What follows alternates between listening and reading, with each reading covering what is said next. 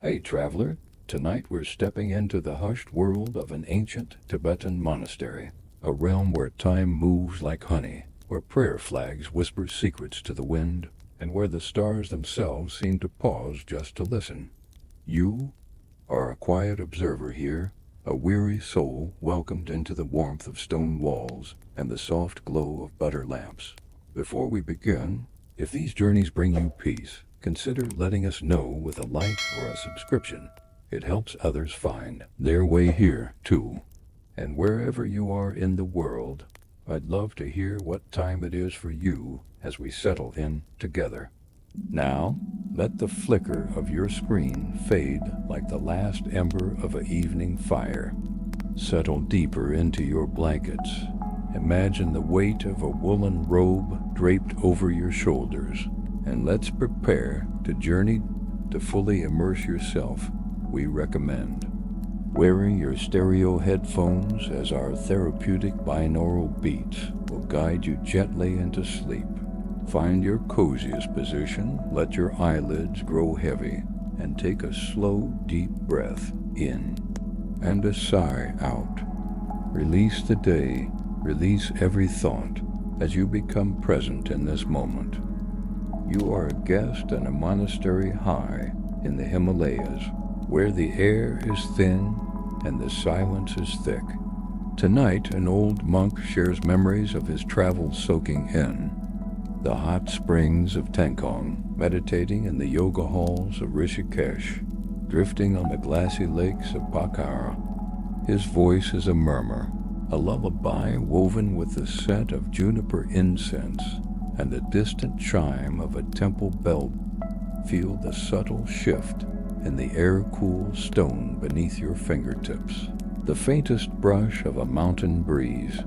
It is the year 1423, and the monastery hums with the quiet pulse of devotion.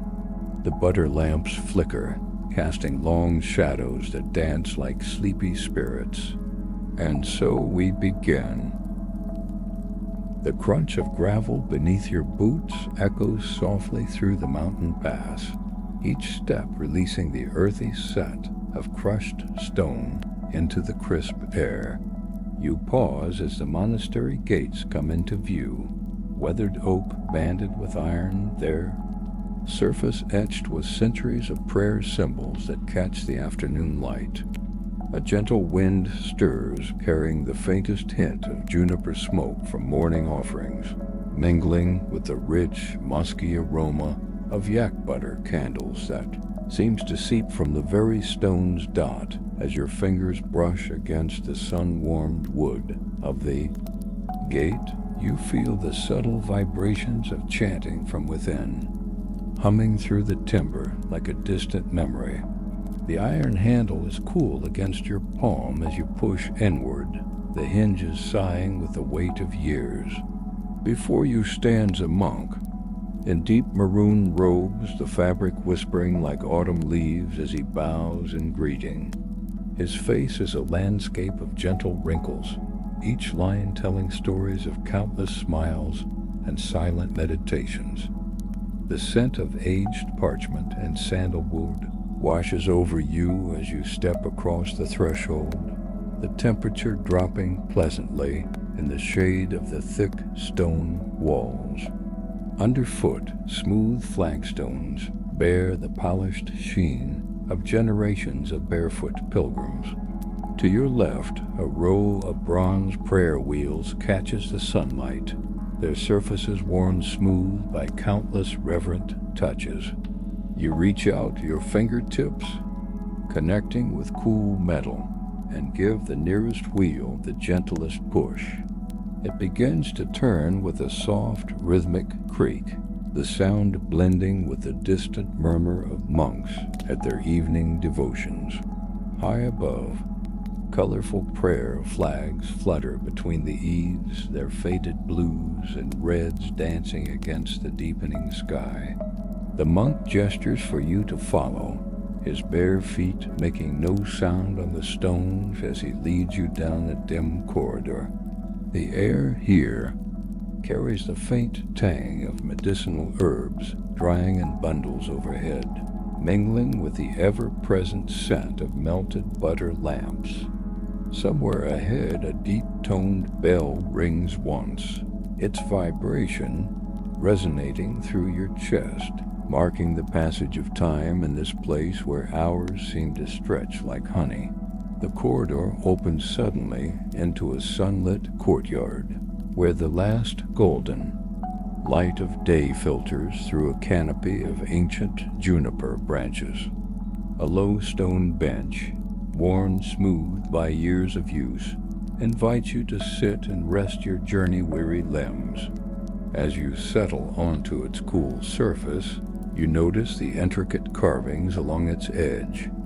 Lotus flowers in endless knots, their details softened by time and countless hands that have traced their patterns in moments of contemplation. From somewhere beyond the courtyard walls comes the rhythmic tapping of a wooden mallet, its steady beat like the pulse of the monastery itself. The scent of butter tea drifts on the breeze, rich and slightly salty, as a young novice moves quietly between the buildings with a steaming copper pot. The air carries the crispness of approaching evening now, tinged with the mineral scent of the mountain stone that surrounds you, and as you breathe deeply, you feel the day's travels melting from your shoulders.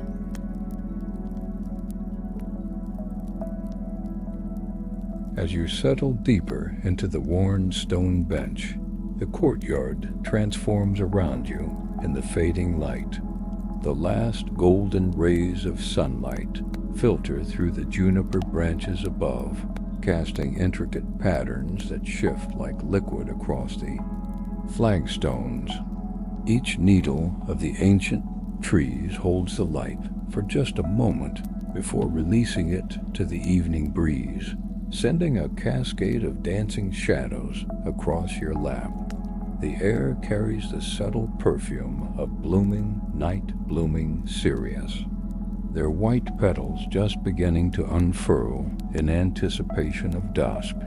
Nearby, a small fountain murmurs quietly, its stone basin carved with lotus petals that catch the occasional droplet, making the carved flowers appear to glisten with life. You watch as a single water droplet forms at the fountain's edge, swelling slowly until it surrenders to gravity, falling with a soft plink that echoes in the quiet space. From the far end of the courtyard, the soft shuffle of felt slippers approaches. An elderly monk moves with deliberate care, carrying a bronze bowl from which delicate swirls of steam rise, carrying the earthy aroma of roasted barley and salted butter. He places it on a low wooden table nearby, the polished surface reflecting the dimming sky. The tea's surface shivers slightly with his movement, creating tiny concentric circles that expand and disappear against the bowl's edges.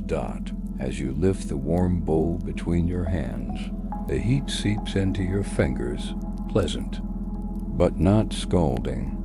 The first sip coats your tongue with its rich, nutty flavor, the slight saltiness awakening your senses even as the warmth spreads through your chest. Somewhere above, a bell rings once, a clear, pure tone that seems to hang in the air before dissolving into the gathering twilight. The monk settles onto a nearby cushion, his breathing slow and measured. His eyes, though they don't quite meet yours, hold a quiet awareness of your presence. His hands, resting in his lap, bear the marks of years, the knuckles slightly enlarged, the skin thin as parchment. Yet there's a steadiness in them that suggests great strength held in reserve. Occasionally, his thumb moves absently across the beads of his mala, but there's no urgency to the motion, just the gentle acknowledgement of each smooth wooden sphere in turn. Around you, the courtyard's stone walls radiate the day's accumulated warmth, creating a gentle microclimate that holds the evening chill at bay.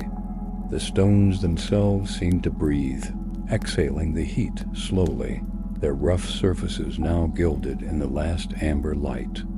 High above, the first stars begin to appear, not twinkling yet, but steady points of light growing more pronounced as the sky deepens from blue to indigo. A single firefly drifts into the courtyard, its intermittent glow appearing and disappearing as it moves between the juniper branches. For a moment, it hovers near your shoulder, casting its tiny light on the folds of your robe before continuing its meandering path toward the fountain. The water's surface catches and reflects its glow, creating the illusion that tiny stars are floating in the stone basin. The monk begins to speak, his voice barely above a whisper, yet carrying clearly in the quiet space. He tells of his first winter in the monastery, how the snow would pile against the eastern wall, how the icicles that formed on the eaves would chime like glass wind chimes when the morning sun touched them. His words paint pictures in the air. Between you, each memory a thread in the tapestry of this sacred place dot as he speaks. Your eyelids grow heavy, not with exhaustion, but with a pleasant, weightless contentment. The warmth of the tea in your belly, the steady rhythm of his voice, the gentle transition from day to night, all weave together into a soothing lullaby for the senses. The boundaries between your body and the stone bench, between your breathing and the evening breeze, begin to soften and blur. The old monk's fingers trace the rim of his empty tea bowl as his voice drops into a deeper, more resonant register. When I was but a novice, he begins, the abbot sent me eastward, to where the mountains breathe steam and the rivers run warm, ... His words seem to pull the very air around you into new shapes, transforming the cool monastery courtyard into the mist-wrapped valleys of Tengkong. You feel the change in your skin first, the sudden cling of humid air, the prickle of mineral-rich mist condensing on your arms. The scent of sulfur blooms gently around you, not unpleasant, but earthy and primal, mingling with the greener notes of fern and moss. Somewhere beyond the shifting veils of vapor, water trickles and bubbles, its rhythm irregular yet soothing, like the monastery's prayer drums played by an unhurried hand. The monk leads you along a path of smooth, water-worn stones, their surfaces dark and glossy with constant moisture. Your bare feet, when did you remove your shoes, sink slightly into the velvety moss between stones, each step releasing tiny puffs of herbal fragrance, pennyroyal and wild mint crushed underfoot. The heat rises through your soles, not burning, but deeply comforting, as if the mountain itself is pressing warm palms against your skin. Before you, a series of natural pools stair-step down the hillside, their waters ranging from crystalline blue to milky jade, each fed by its own spring. The monk gestures to the nearest one, its surface perfectly still, except where delicate swirls of steam escape into the cool evening air. As you approach, the temperature gradient plays across your face, the chill of mountain twilight giving way to the spring's humid embrace. You slip into the water with barely a ripple. The heat envelops you gradually, starting with a tingling at your ankles that rises like a slow tide up your legs, your torso, until it laps at your collarbones. The sensation is neither sharp nor overwhelming, but a profound melting, as if your muscles are unfurling like scrolls in the steam. The pool's bottom slopes gently beneath you, smooth stones arranged by some ancient hand into a natural recliner that supports your weight as perfectly as if it had been carved for you alone. Above, The sky is an inverted bowl of deepening indigo, pierced by the first bold stars. The steam rising from the water's surface refracts their light, creating the illusion that you're bathing in liquid starlight. Occasionally, a bubble breaks the surface with a soft blip, releasing a puff of mineral-scented air that brushes your cheek like a whisper. The monk settles nearby, his robe pooled around him in the water like spilled ink. His voice, when he speaks again, seems to come from everywhere and nowhere at once. "These waters," he murmurs, "have been flowing since before the Buddha walked the earth. The mountain remembers every soul who has ever rested here." As if in response, a distant thermal vent releases a series of bubbles that rise and pop in perfect rhythm, like a submerged gamelan playing just for you. Your fingers trail through water so clear it's nearly invisible, yet heavy with minerals that make each movement feel languid, deliberate. Tiny flecks of mica catch the starlight, swirling around your wrists like liquid constellations. When you lift your hand, the droplets catch on your skin for a heartbeat before surrendering to gravity, each one tracing a warm path back to the pool. The monk tells of winter nights when snow dusted the surrounding rocks while the springs remained stubbornly warm, creating crystalline sculptures where ice met steam.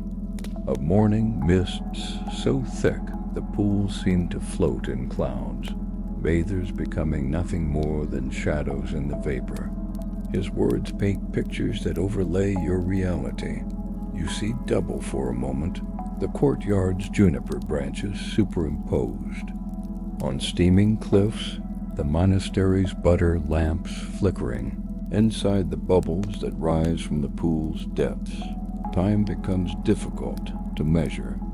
The stars wheel overhead, but whether minutes or hours have passed, you couldn't say. The heat has seeped into your bones now, leaving your limbs weightless, your thoughts slow and syrupy. Even your breath has synchronized with the pool's gentle rhythms, the sigh of steam rising, the occasional plink of a distant droplet, the monk's voice weaving in and out like a half-remembered melody dot. Somewhere beyond the springs, a night heron calls, its cry echoing across the thermal valley. The sound doesn't startle so much as remind you of the world beyond this liquid cocoon. But for now, that world feels very far away, unimportant. Here there is only warmth, only stillness, only the ancient embrace of water that has been cradling weary travelers since time began. The transition from steaming waters to crisp mountain air comes gently, like a silk blanket being drawn over your shoulders. The monk's hand, dry and warm as parchment, guides you back along the mossy path as the thermal mists dissolve into the clear night dot. Your skin remembers the spring's embrace, every pore humming with residual warmth. Your muscles loose as river reeds. The hall appears before you as if materializing from the darkness, its arched doorway glowing with the buttery light of countless flames. As you cross the threshold, the scent of burning yak butter wraps around you, rich and slightly sweet, with an earthy depth that lingers at the back of your throat. The air itself seems thickened by centuries of this sacred smoke, each breath tasting faintly of alpine meadows and summer sun captured in golden wax. Row upon row of lamps stretch into the shadowed distance, each small clay vessel cradling a dancing tongue of fire. Their light doesn't flicker wildly like torch flames, but sways with a liquid grace, casting quivering reflections across the hall's low ceiling. You move slowly down the central aisle, your shadow stretching and contracting across the worn stone floor. As you pass between the rows, the monk stops before an empty niche and lifts a lamp from a nearby stack. His hands move with ceremonial care as he fills the vessel with golden butter from a time-blackened urn, the substance thick as honey in the cool air. He presses a cotton wick into the center and lights it from a neighboring flame. The new fire springs to life with a quiet pop, its light joining the chorus of countless others.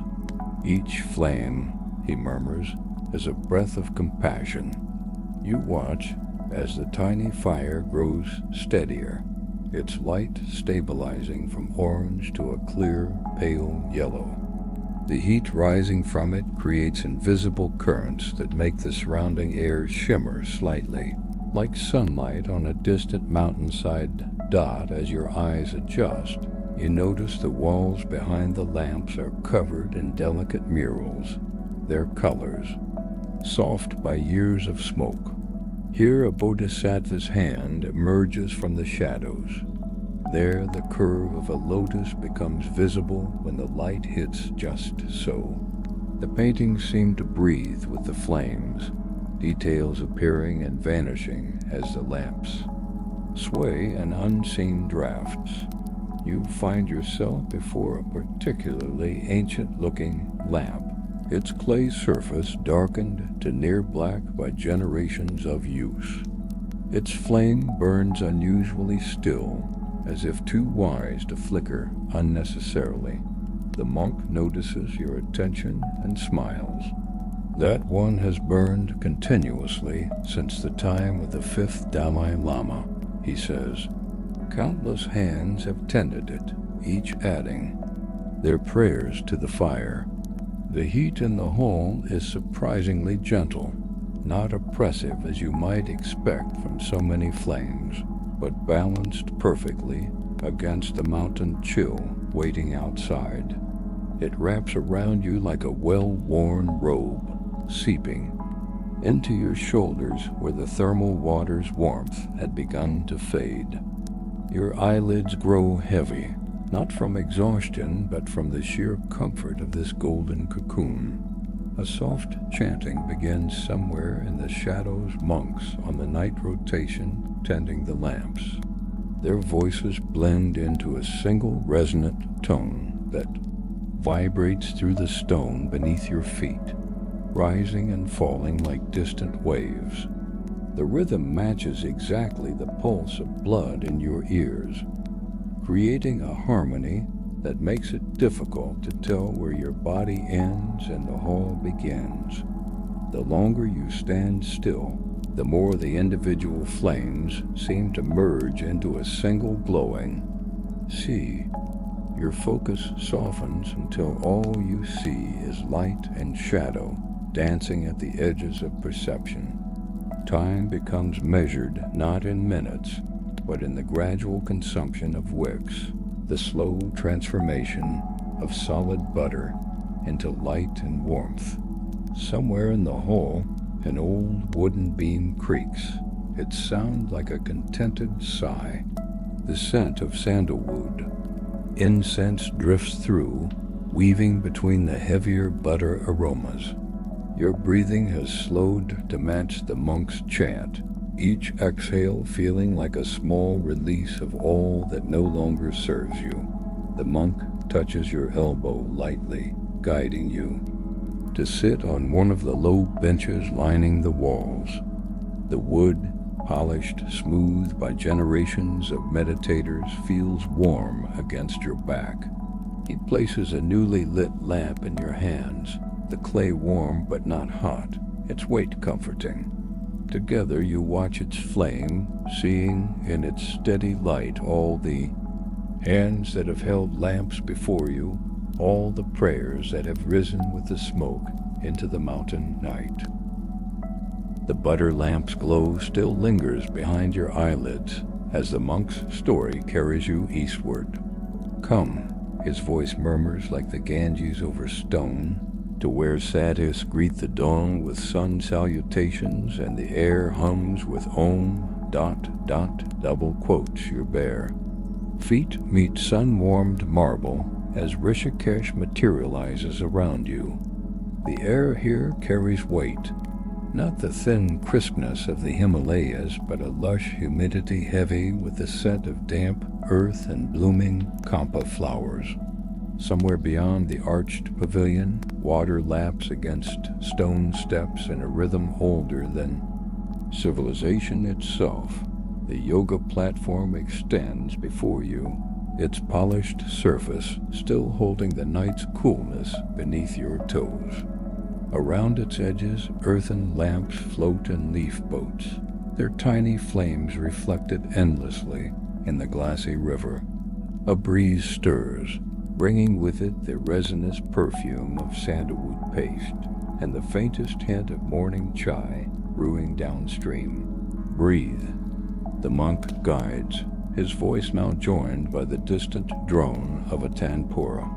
Your inhale draws in prana-rich air, flavored with river mist and the sweetness of crushed tulsi leaves beneath your feet. As you exhale, the sounds of awakening Rishikesh unfold around you. The slap of wet laundry on gaunt stones, the squeak of pulley ropes drawing water, the occasional bicycle bell ringing through the mist. A saffron-robed sadhu kneels nearby, his prayer beads moving through fingers as gnarled as banyan roots. His lips shape silent mantras, each syllable seeming to ripple the air before him. When he rises for Surya Namaskar, his joints crack like sacred firewood, his movements flowing with the grace of the river itself. The marble warms beneath you as dawn strengthens. Sunlight slants through the pavilion's carved screens, projecting shifting lotus patterns across your folded knees. The tanpura's drone deepens, vibrating in your sternum like a second heartbeat. Your hands rest in your lap, palms up, and you imagine them filling with liquid sunlight. The sadhu's sun salutations create a quiet rhythm beside you. The whisper of palms meeting marble, the soft expulsion of breath as he folds forward, the rustle of saffron cotton as he arches backward. His movements flow like water over stone, each transition marked by the faintest jingle of the tiny bells tied around his ankle. You find your own breath syncing with his, inhaling as he reaches upward, exhaling as he folds, the cycle continuing like the river's eternal flow.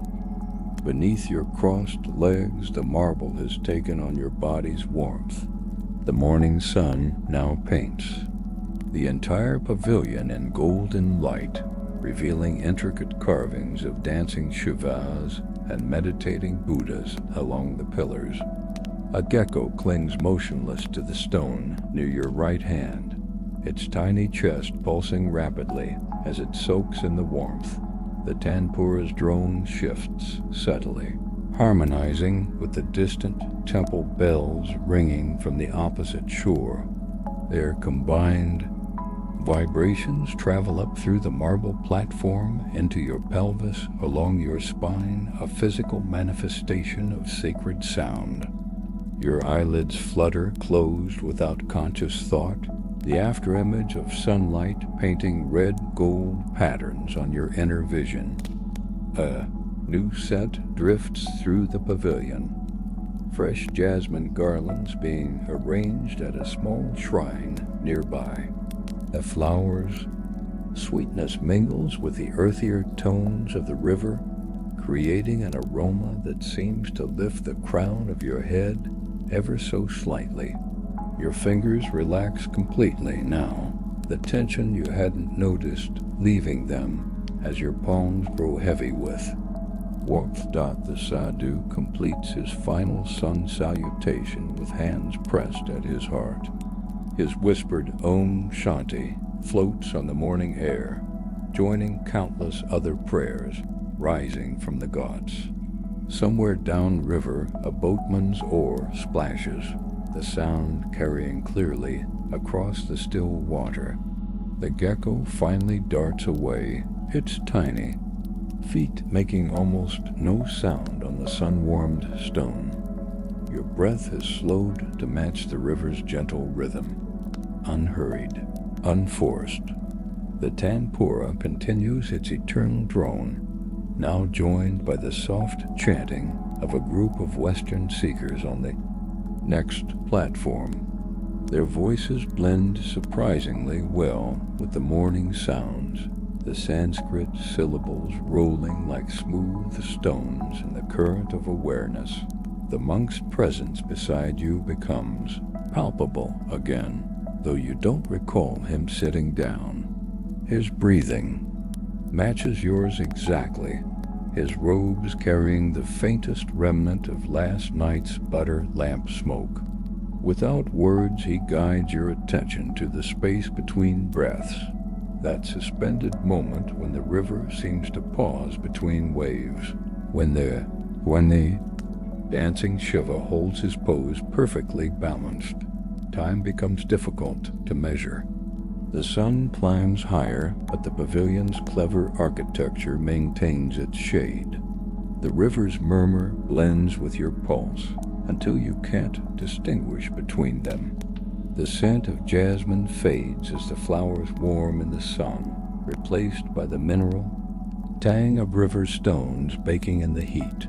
A butterfly lands on your knee, its wings fanning slowly as it tastes your skin with delicate feet. You watch without moving as it opens and closes its wings, blue as the noonday sky between the clouds before lifting away on a breeze you can't feel. The monk smiles, his eyes crinkling at the corners, and you understand without being told that this was the morning's lesson. As the sun begins its descent behind the Annapurna range, the monk guides you toward the glassy expanse of Phua Lake. The transition from Rishikesh's vibrant energy to Pokhara's serene stillness happens gradually. The chanting fades into birdsong. The warm marble beneath you becomes cool wooden planks, and the scent of jasmine transforms into the crisp aroma of Himalayan pine. Your bare feet meet the weathered boards of a small fishing dock, each knot and groove in the wood pressing gently against your soles. The lake stretches before you like liquid mercury, its surface so still it perfectly mirrors the snow-capped peaks in the distance. A lone wooden boat bobs nearby, its red and blue paint faded by years of sun and water, the mooring rope creaking softly as it drifts.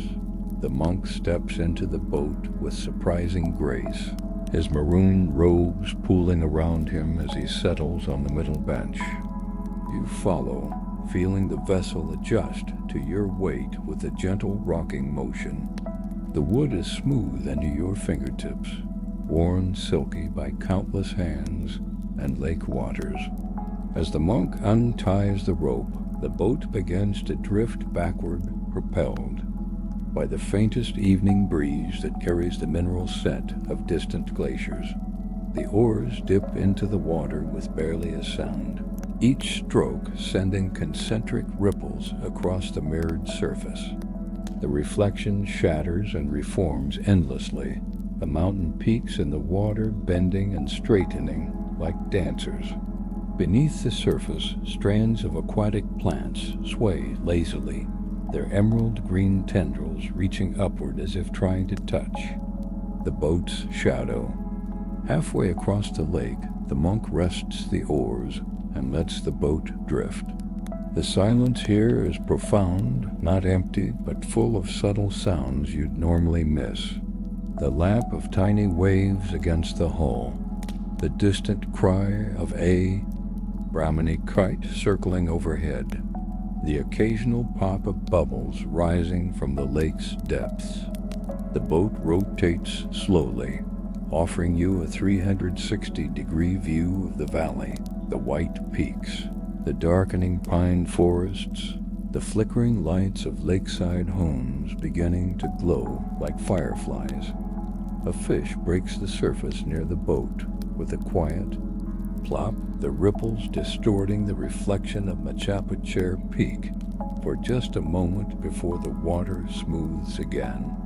The monk reaches into the folds of his robe and produces 2 small leaf-wrapped parcels, steamed momo dumplings filled with local greens and ginger.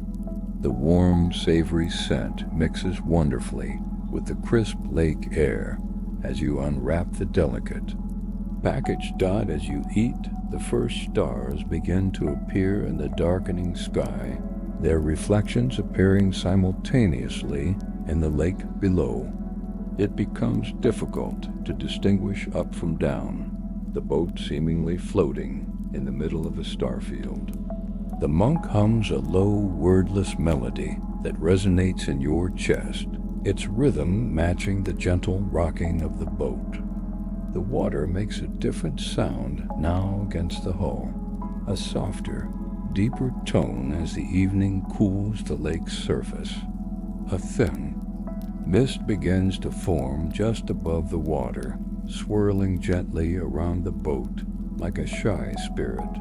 The monk lights a small butter lamp and places it at the bow, its flame burning steady in the still air, casting dancing reflections on the damp wood. Somewhere along the distant shore, a temple bell rings once, its tone carrying clearly across the water. The sound seems to hang in the air before slowly dissolving into the gathering mist. The monk's eyes are closed now, his face bathed in the golden lamp light, his breathing deep and even. The boat continues its slow rotation, the stars above, wheeling silently, the water beneath holding you in perfect, weightless balance. The butter lamp's glow lingers in your vision as the air transforms, thinning, cooling, carrying the crisp scent of snow and juniper smoke. The boat's gentle rocking solidifies into the unmoving earth beneath you as you find yourself seated on a sun-warmed stone ledge high above Lhasa. The monk beside you remains, though his robes seem to have gathered more folds, his face more lines, as if the mountain air has aged him gracefully. Before you, the Patala Palace rises like a natural extension of the mountain itself, its white and ochre walls glowing in the Toji. Late afternoon sun. The air at this altitude carries every sound with crystalline clarity.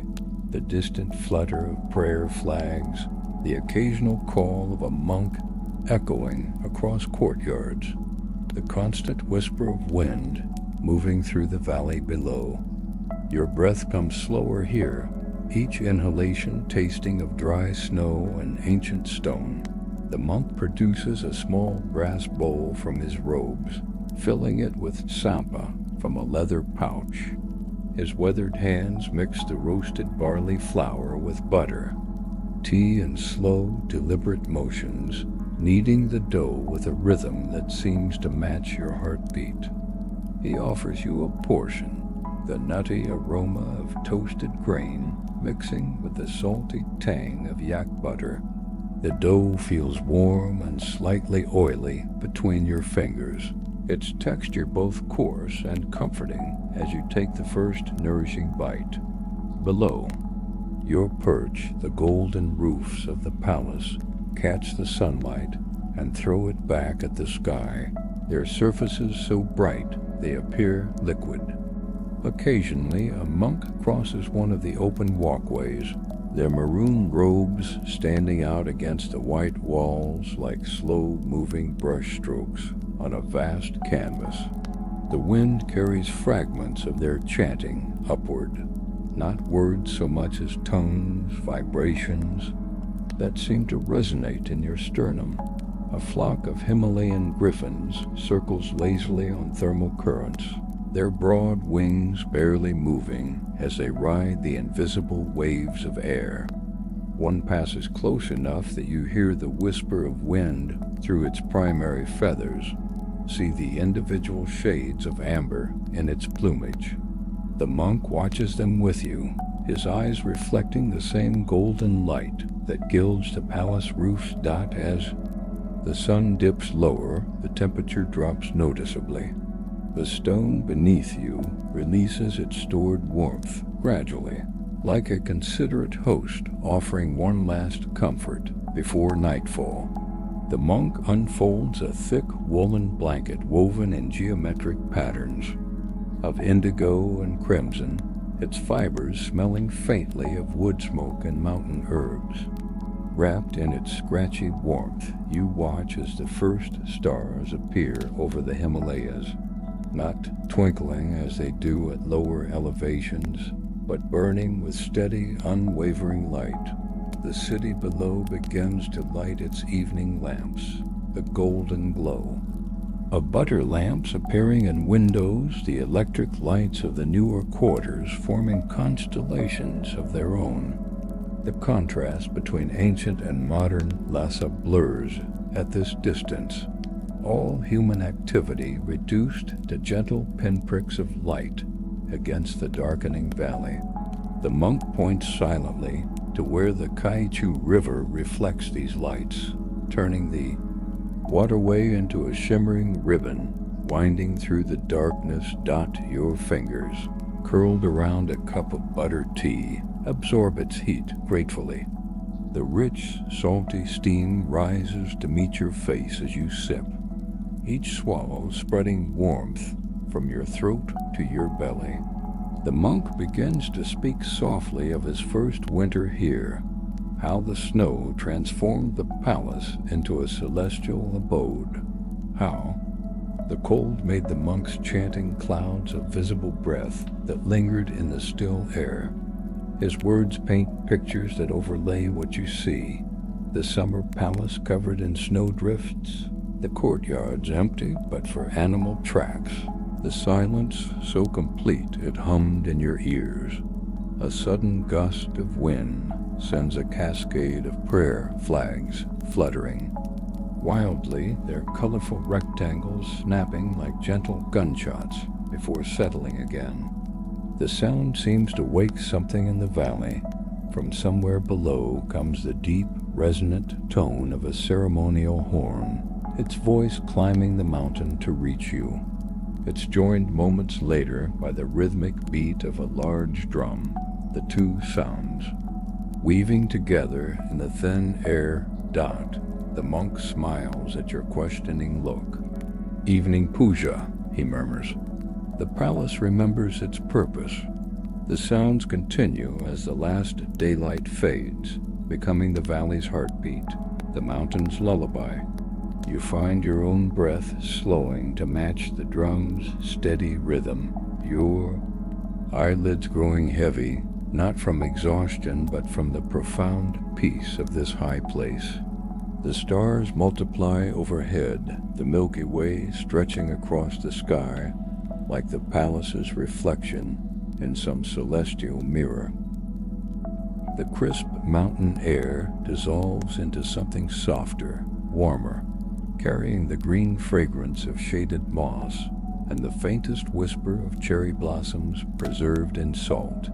The monk's maroon robes have darkened to indigo, his hands now cradling a chowan tea bowl whose rough texture contrasts beautifully with its creamy interior glaze.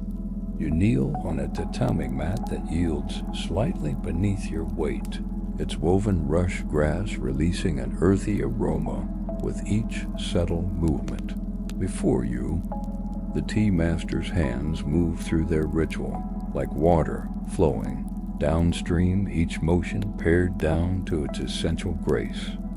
The bamboo whisk's tines make soft scraping sounds against the ceramic bowl as he prepares the vibrant matcha. When he lifts the whisk, a fine green foam covers the surface, tiny bubbles bursting slowly to release the tea's grassy sweetness into the air. The steam rises in delicate curls, carrying notes of fresh-cut hay and distant rain. Outside the open shoshi screens, a stone water basin fills and empties itself through a bamboo pipe. Its rhythmic plink, dot, dot, dot, plink, dot, dot, marks time more gently than any clock. Occasionally, a breeze stirs the maple branches beyond the veranda, their leaves turning momentarily translucent as sunlight filters through green-stained glass against the paper screens. A single leaf detaches and spirals down to land in the basin, becoming a tiny boat that circles slowly before being carried away by the overflow. The monk accepts his bowl with both hands, rotating it carefully before sipping. You follow his example, the bowl's rim warm against your lips. The first taste is startling, vegetal and slightly bitter, then giving way to a deep umami richness that lingers on the tongue. As you drink, the tea master prepares another bowl, the sound of his scoop measuring powdered tea becoming part of the room's quiet music. The scrape of lacquered lid, the rustle of silk sleeves, the distant call of a bush warbler in the garden. Your fingertips trace the bowl's irregular shape, finding comfort in its imperfections. The glaze catches the light differently with each angle, revealing hidden depths of color. Here a suggestion of forest shade, there a hint of morning mist. The monk smiles as he notices your examination. Rakuyaki, he murmurs, fired in a single day, then cooled in leaves. Each one remembers the artist's hands. The tea house's alcove holds a simple flower arrangement, just 3 blooms in a weathered bronze vessel. Their stems curve naturally as if still growing, petals beginning to furl at the edges in the day's warmth. Behind them, a scroll painting depicts a single brushstroke suggesting mountains, its ink fading gracefully at the edges where the paper has absorbed decades of humidity. As the ceremony continues, your awareness expands to include the whole garden. Water droplets cling to spider webs between maple branches, each holding a miniature world upside down. Somewhere near the stone lantern, a cricket sings its patience. The shadows have lengthened almost imperceptibly, the light taking on the golden quality that comes before evening. The monk's breathing has slowed to match yours, his exhalations synchronized with the water basin's steady rhythm.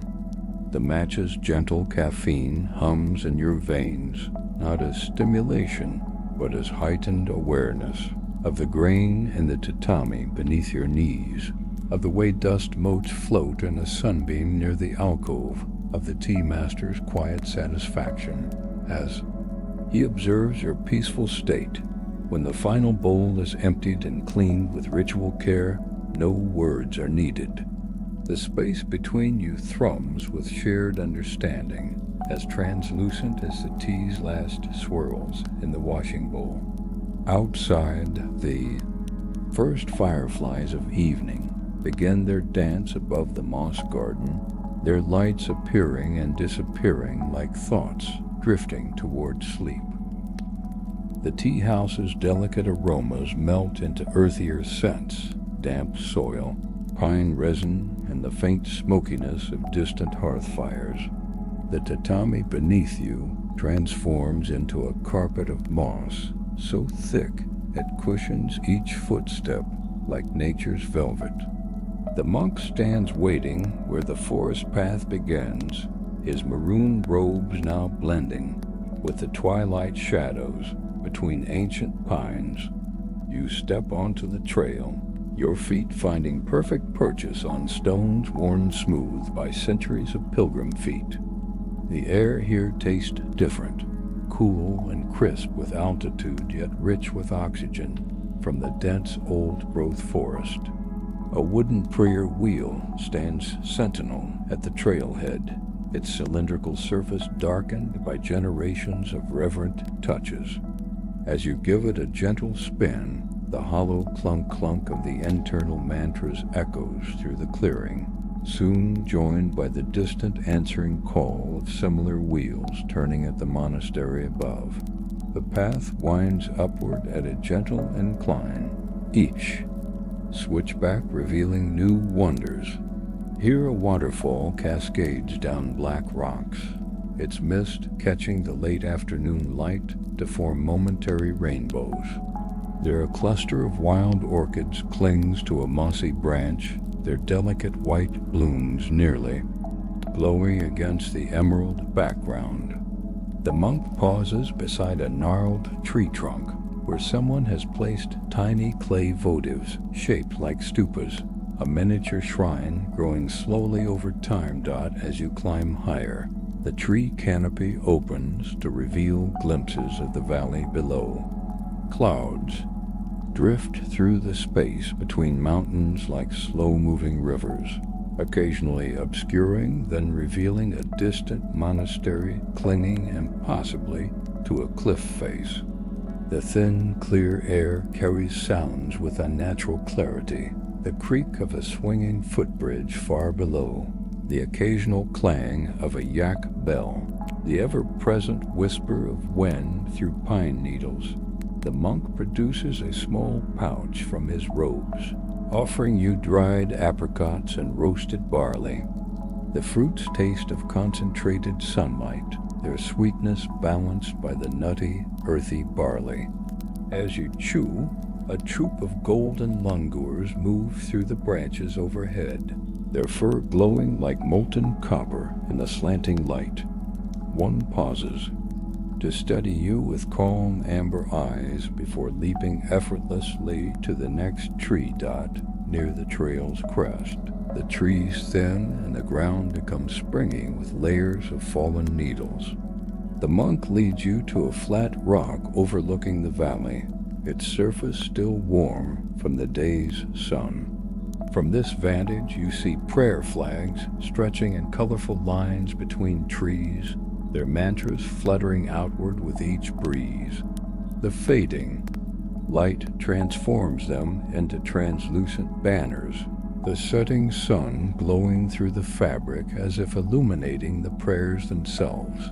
A deep, resonant sound begins to echo through the valley, monks blowing their ceremonial horns from the monastery. Above, the tones linger in the mountain air, vibrating in your chest as they bounce between peaks. The monk beside you closes his eyes, his lips moving silently with words you feel rather than hear. The horn's call fades gradually, leaving behind a silence so profound it seems to ring in your ears. As twilight deepens, tiny lights appear in the valley below, hearth fires and butter lamps glowing like earthbound stars. The monk points to where the Milky Way begins to emerge above the eastern peaks, its pale band mirroring the silvery river winding through the darkened valley. The first stars appear not by twinkling into existence, but by slowly brightening, as if they'd been there all along waiting for your eyes to adjust. Your breathing has slowed to match the monk's measured rhythm, each inhale carrying the forest's nighttime awakening, the mineral scent of cooling rock, the faint musk of unseen animals moving through underbrush, the green aroma of ferns releasing their daytime moisture. Somewhere nearby, a nightjar begins its chirring call, the sound weaving seamlessly into the growing chorus of crickets. The monk produces a final surprise, a small clay cup filled with warm buttered tea.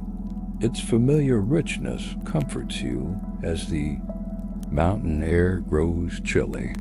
Steam rises to meet your face as you sip, each swallow spreading warmth from your core to your fingertips. The monk's quiet satisfaction is palpable as he watches you take in this sacred landscape, his own cup cradled in both hands like an offering. here on this moonlit ridge, with the forest sighing below and stars wheeling overhead, time becomes meaningless. The present moment stretches like the valley's shadows, encompassing all that came before and all that will follow.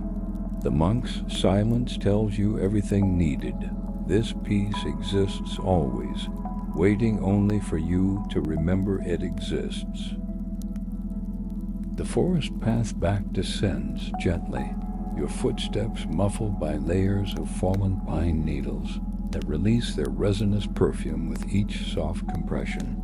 The moonlight filters through the canopy in liquid silver streams, illuminating patches of the trail while leaving others in velvety darkness. Your eyes have adjusted completely now. Every needle on the evergreen branches above stands in crisp relief against the night sky. Every stone in the path gleams with a faint inner light from absorbed sunlight slowly released. The monk walks. Slightly ahead, his silhouette occasionally blending with the shadows until a moonbeam catches the edge of his robe, making the maroon fabric appear momentarily violet. His bare feet make no sound on the path, though yours occasionally dislodge, small pebbles that tumble downhill with quiet clicks. The mountain air has cooled considerably, but the lingering warmth of butter tea and steady movement keep you comfortably balanced between cool and warm. From somewhere in the valley below comes the intermittent clang of a yak bell, not the sharp, metallic sound of daytime, but something softer, almost melodic, as if the night itself has gentled the tone. The sound seems to travel differently after dark, sometimes seeming to come from uphill, sometimes from the opposite side of the valley, playing tricks with the cool, dense air currents flowing downward from the snowfields. The path widens where it crosses a small stream, the water glinting like quicksilver as it cascades over smooth rocks. The monk pauses here, kneeling to cup his hands in the flow. The water's sound changes pitch as he interrupts its path, then returns to its original melody when he removes his hands. You follow his example, finding the water surprisingly warm, still holding traces of the day's sunlight in its mineral-rich depths. It tastes clean and slightly sweet, with none of the metallic tang of lowland streams. As you rise to continue, your movement disturbs a cluster of fireflies that had been resting in the ferns. They rise in a swirling constellation, their green gold, lights blinking in apparent conversation with the stars above. One lands briefly on your sleeve, its tiny body warm to the touch, before rejoining the dance. The monk watches their display with quiet delight, his face catching the faint bioluminescent glow in a way that makes his smile appear to float momentarily, independent of his features. The trees begin to thin as you approach the monastery's outer walls. Through occasional gaps in the foliage, you catch glimpses of lighted windows high above. Not the electric glare of modern bulbs, but the warm, flickering glow of butter lamps shining through parchment. Their light seems to breathe in unison, waxing and waning slightly with unseen drafts, creating a living rhythm against the stone walls. The night has deepened around you, but rather than feeling like a limitation, this darkness seems to expand your awareness. Your hearing has grown more acute. You can distinguish between the rustle of a small mammal in the underbrush and the similar but subtly different sound of wind stirring last year's leaves. Your skin detects subtle changes in air currents as you pass different rock formations. Even your sense of smell has heightened. You catch whiffs of aromatic herbs crushed underfoot, the distant wood smoke from monastery kitchens, the ozone tang of a high-altitude breeze. The monk pauses where the path turns sharply, placing his palm against a particular stone in the wall. The rock is smoother than its neighbors, warmed slightly from the day's sun, despite the cooling air. When you imitate his gesture, you feel something unexpected, the faintest vibration, as if the stone is humming. The monk nods knowingly. This is one of many such stones along the pilgrim path, each resonating at a different frequency when the wind strikes. The monastery's prayer flags at just the right angle dot. Your fingers linger on the stone as the vibration gradually fades. The monk waits patiently, his eyes reflecting starlight. Somewhere above, an owl calls, not the haunting cry of lowland owls, but a softer, more inquisitive sound that seems to hang in the air like a question. Before you can ponder its meaning, the breeze carries the first unmistakable notes of the monastery's evening chant down to you.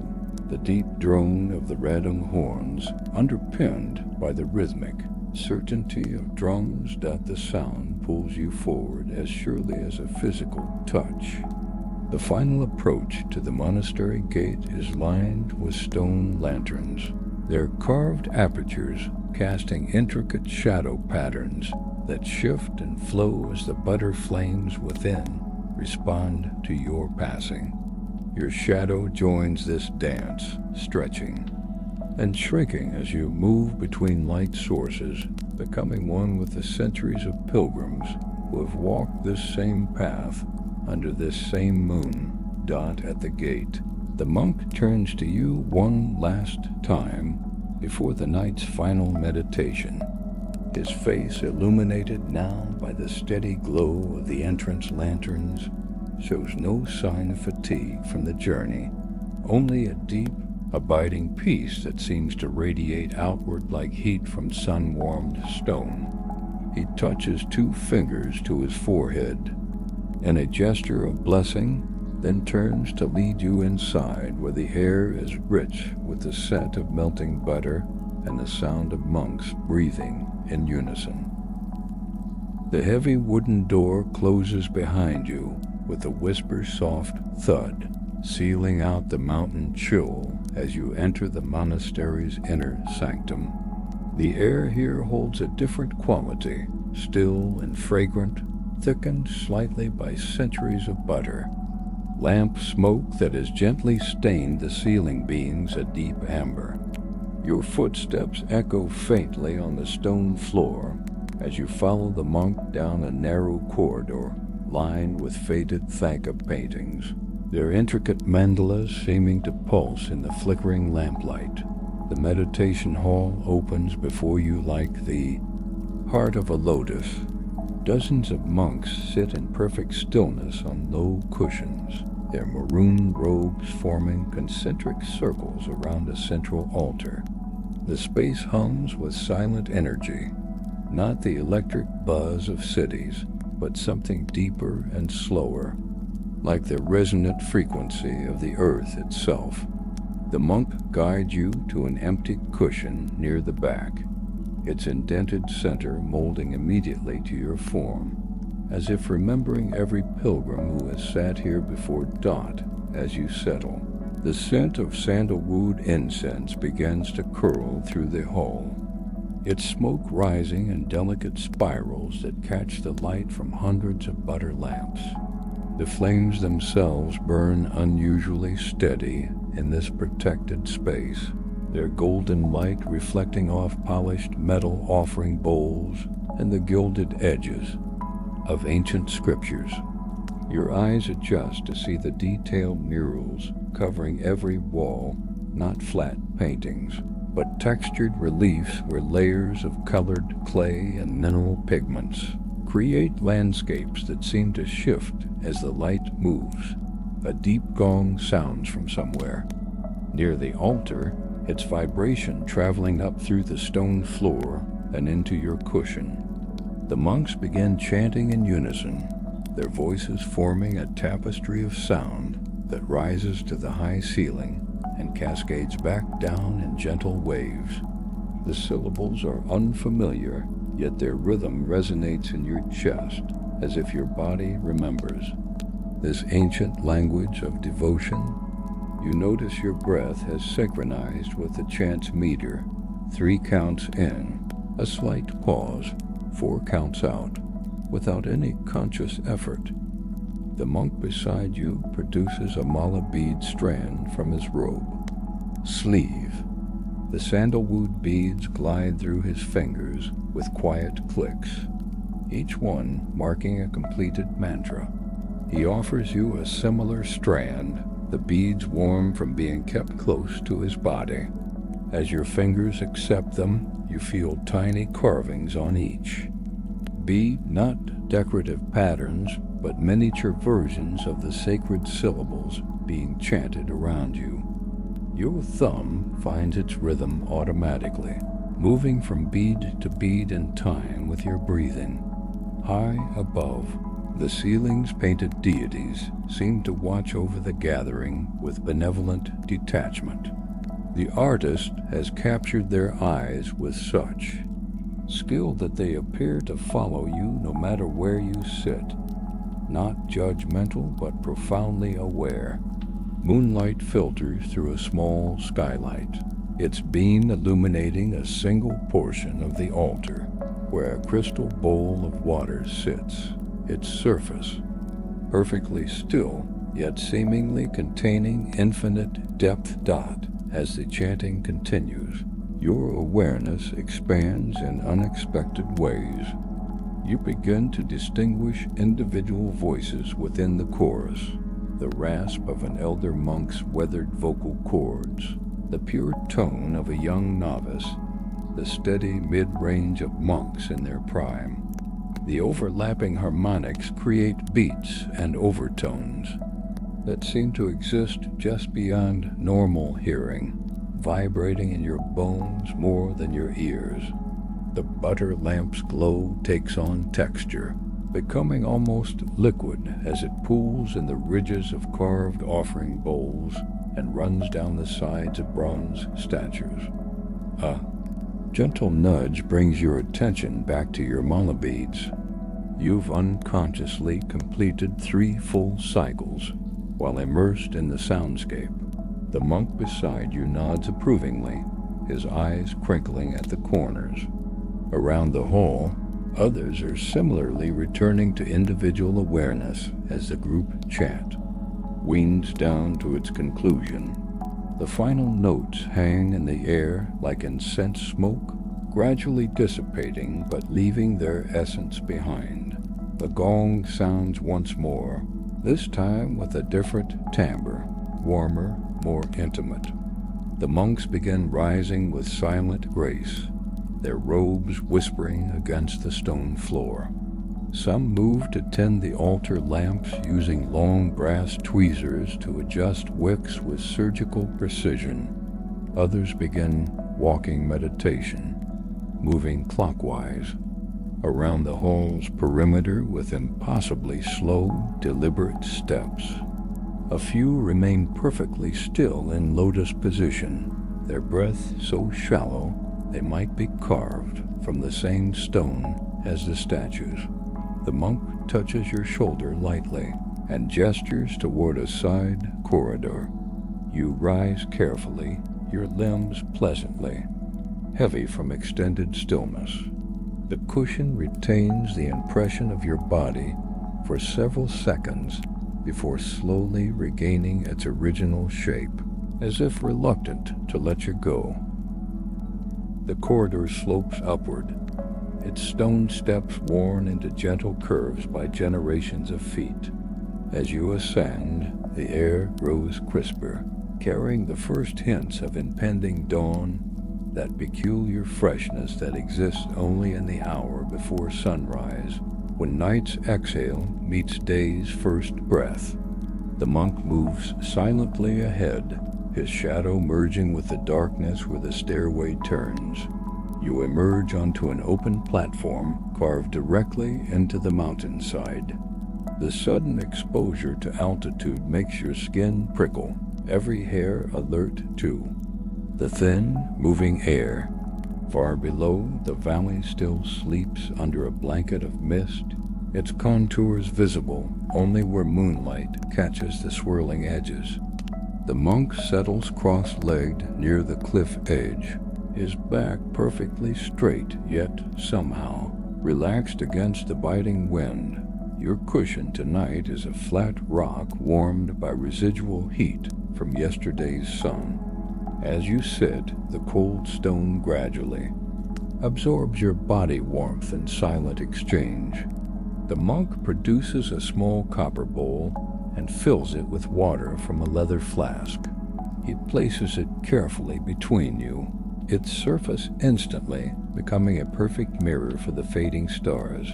The eastern horizon begins its subtle transformation, not the sudden burst of color you might expect, but a gradual lightening from black to deepest blue like ink diluted drop by drop. The stars directly overhead burn brighter in response, making their final stand against the coming dawn. One particularly bright planet, Venus perhaps, hovers just above the mountain ridge, its steady light undimmed by the approaching day. Your breath forms visible clouds that dissipate quickly in the dry air. The monk demonstrates a different breathing pattern now, in through the nose, out through slightly pursed lips, creating a soft hissing sound that harmonizes with the wind. When you imitate him, the rhythm comes naturally, your exhalations synchronizing with the distant call of a snow pigeon somewhere on the cliffs below Dot. As the sky lightens, so too does the water in the copper bowl. At first it reflects only the brightest stars, but gradually it captures the entire fading firmament. The monk touches the rim lightly with one fingernail, sending concentric ripples across the reflected universe.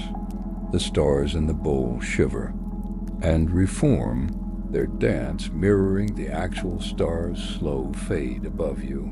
A sudden gust carries the scent of melting snow from the highest peaks. The cold has a flavor here, clean and sharp with a metallic edge, entirely different from the heavy, humid air of lower altitudes. It fills your lungs with surprising intensity, making each breath feel like drinking from an icy mountain stream. Horizon now bleeds through shades of indigo to sapphire. The first direct sunlight strikes the very tip of the tallest peak, turning its snow cap into molten gold. This radiant point expands downward with astonishing speed, transforming the entire mountain face in minutes. The copper bowl captures this. 2. The golden light rippling across its surface like liquid fire dot as full daylight reaches your platform. The monk rises with effortless grace. He approaches the cliff edge and begins a series of slow, deliberate movements, not quite yoga, not quite dance, but something ancient and purposeful. His robes billow dramatically with each turn, the fabric snapping like prayer flags in the strengthening wind. When he extends his arms toward the rising sun, the morning light streams through his sleeves, turning the maroon fabric translucent crimson. You join him in this sun greeting, your muscles protesting slightly after the long stillness. The movements flow naturally, despite their complexity, as if your body remembers sequences learned in another life. The cold air feels different in motion, no longer biting but invigorating, flowing around your limbs like a mountain stream around smooth stones. Below, the valley mist begins to burn away, revealing patches of forest and pasture. Threads of smoke rise from village hearths, their vertical lines contrasting with the horizontal cloud layers. An eagle rides the morning thermals, its shadow racing across the awakening landscape. The monk completes his movements with hands pressed together at his heart, his eyes reflecting the fully risen sun. The copper bowl between you has warmed considerably, its water now steaming slightly in the dawn light. The monk lifts it with both hands and offers it to you. The water tastes different after its night under the stars, cool but somehow charged, as if it's absorbed celestial energy. When you lower the bowl, the remaining water catches the sunlight, projecting a shimmering circle onto the rock beside you, a temporary mandala that dances with the breeze. The descent from the cliff platform happens in easy silence, your body still thrumming with the afterglow of dawn's first light. The stone steps feel different in daylight, warmer beneath your fingertips where they brush the walls for balance, their edges revealing subtle veins of quartz that catch the sun.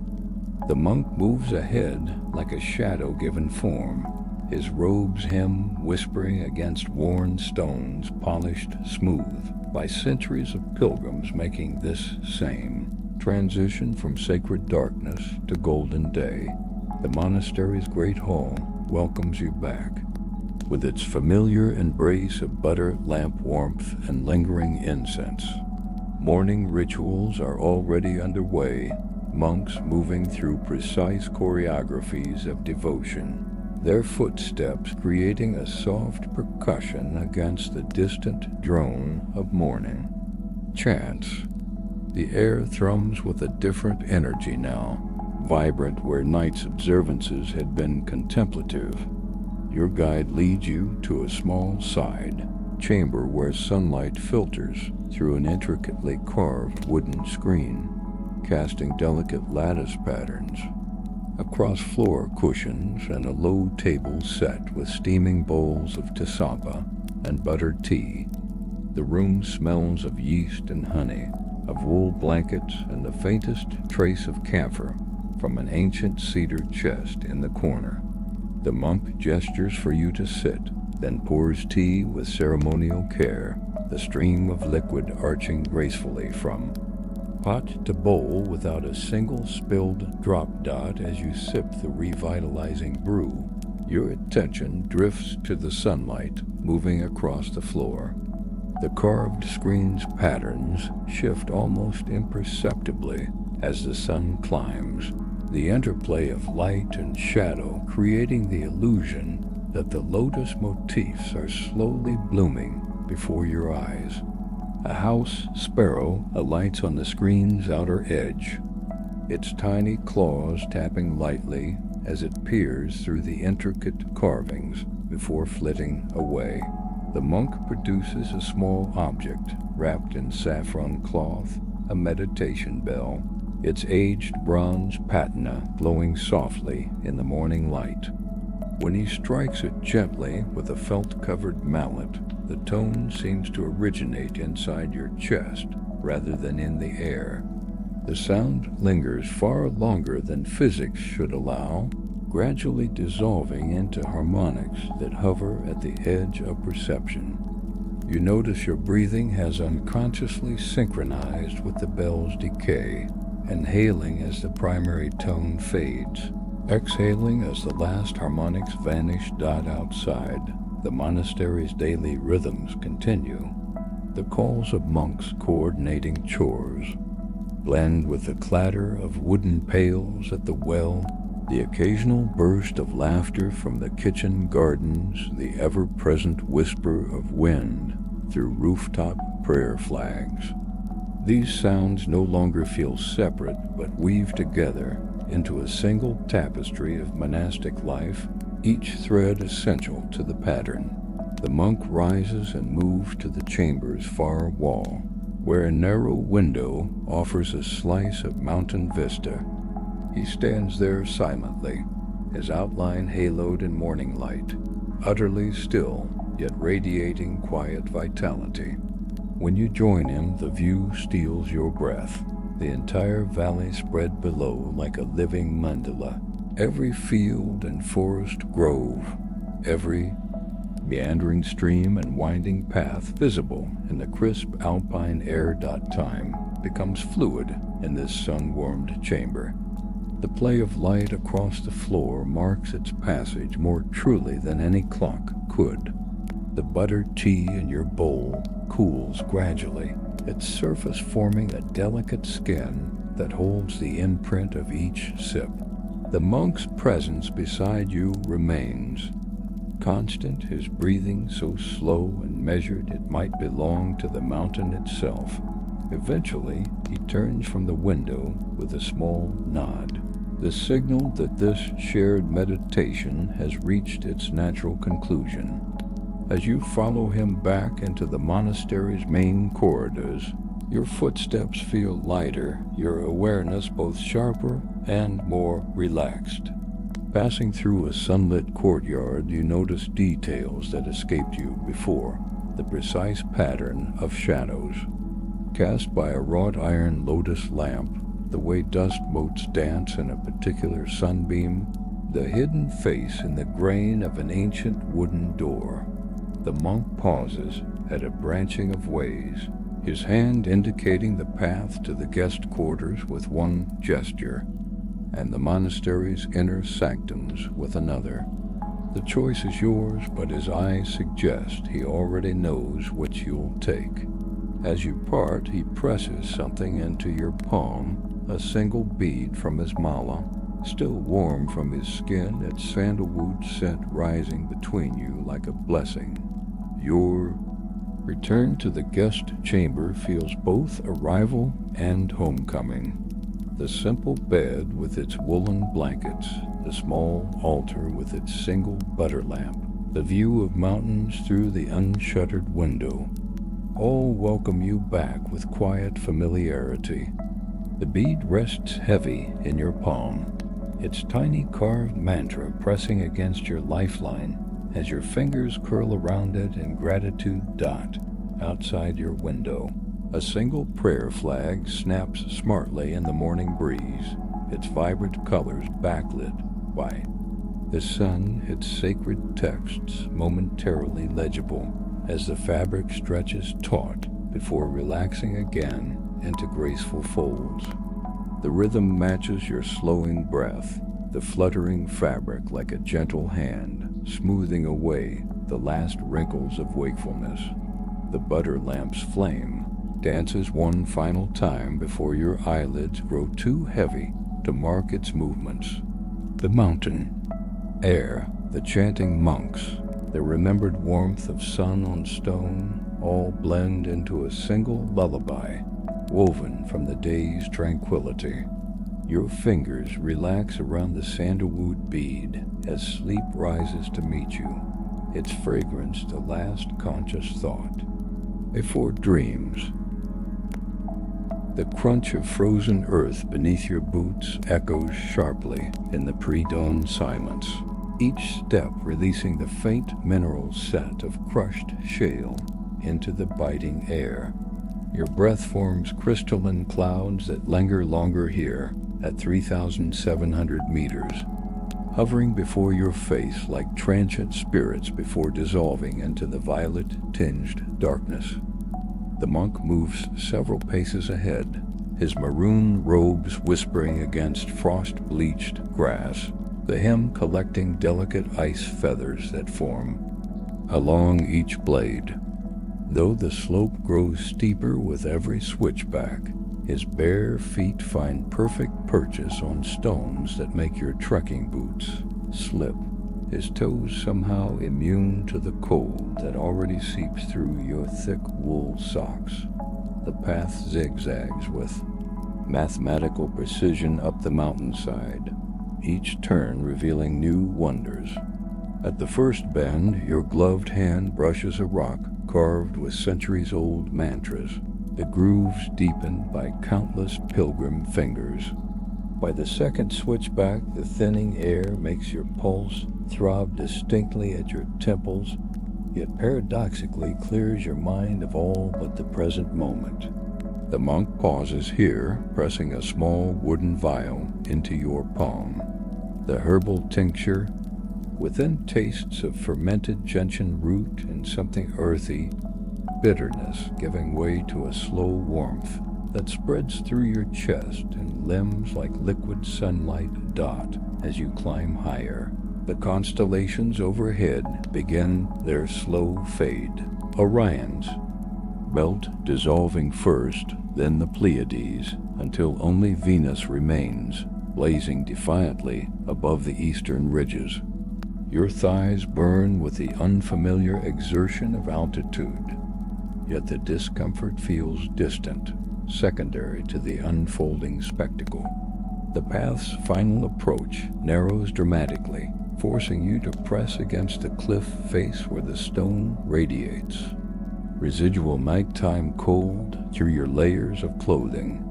Here, the monk produces a yak hair rope from his robes, tying it around your waist with knots that resemble endless loops of wisdom. For remembrance, he murmurs, though whether he means for the mountain to remember you or vice versa remains.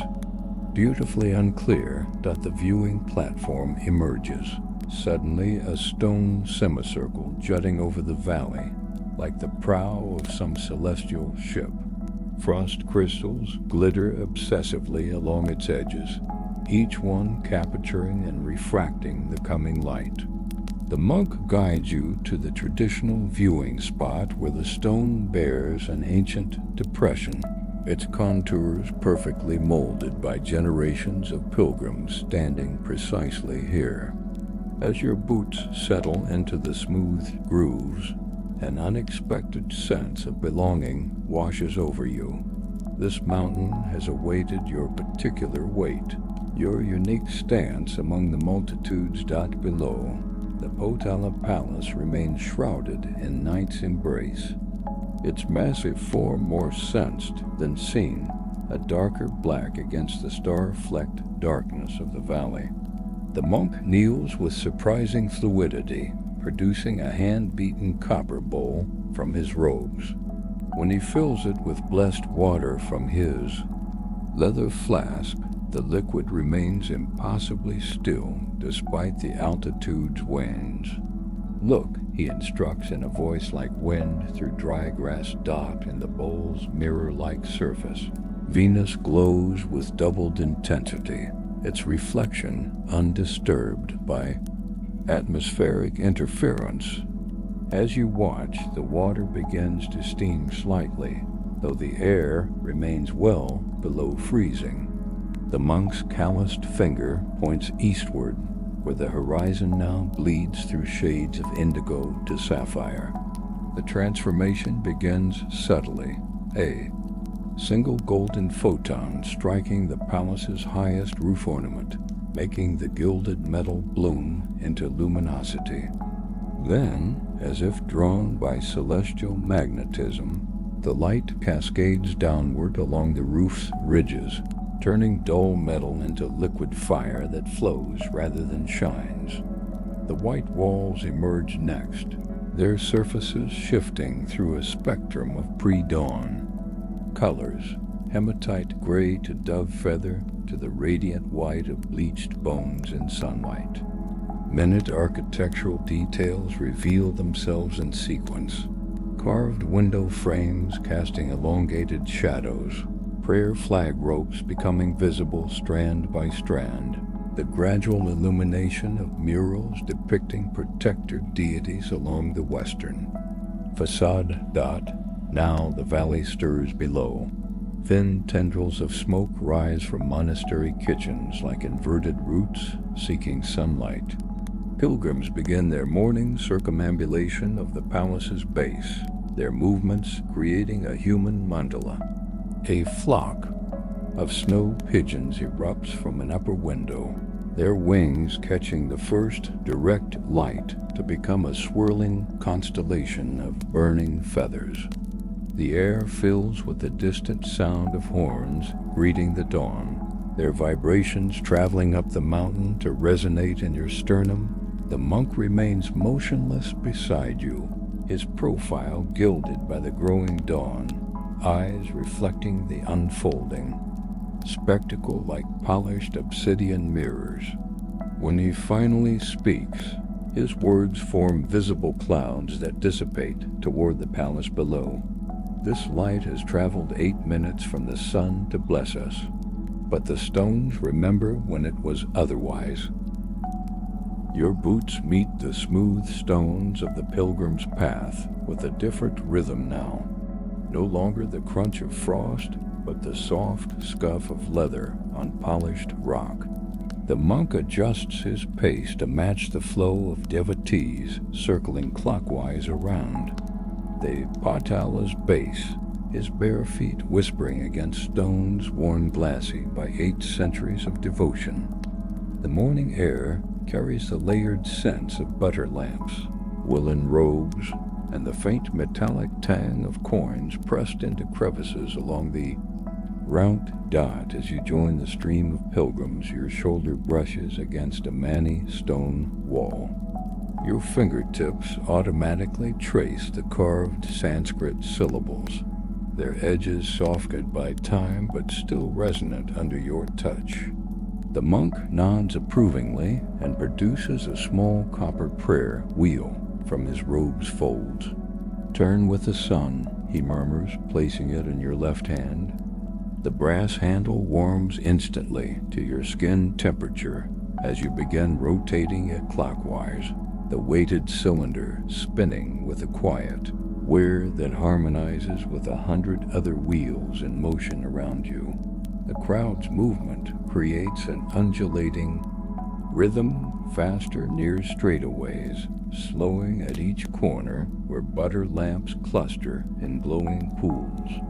Elderly pilgrims move with surprising grace, their spines bent from years of prostration practice, but their steps light as mountain goats.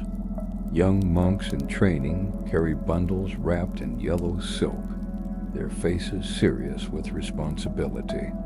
Your own breathing synchronizes with the collective pace, inhaling for 3 steps, exhaling for 4, until the rhythm feels encoded in your cell's dot at the northern curve. The path narrows beside a cliff face weeping mineral-rich water. Here, pilgrims press folded prayers into cracks that weep rusty orange tears down the rock. The monk guides your hand to a particular seep where the water runs clear and cold. "Drink," he instructs. The liquid tastes of iron and something earthy, with a faint effervescence that lingers on your tongue. As you swallow, he places a small stone in your palm, a piece of slate carved with a single syllable. You add it to the collection, watching, as water immediately begins smoothing its sharp edges. The eastern side welcomes morning sun that transforms the path into a ribbon of light. Your shadow stretches impossibly long behind you, while ahead, the palace walls glow like heated honey. The monk points out nearly invisible carvings at ankle height, tiny animals and symbols left by children over generations. Your prayer wheel's rhythm has synchronized with an old woman's clicking beads ahead of you, creating an unconscious duet that continues for 12 perfect paces before diverging dot near the southern gate. The scent of roasting barley cuts through the devotional aromas.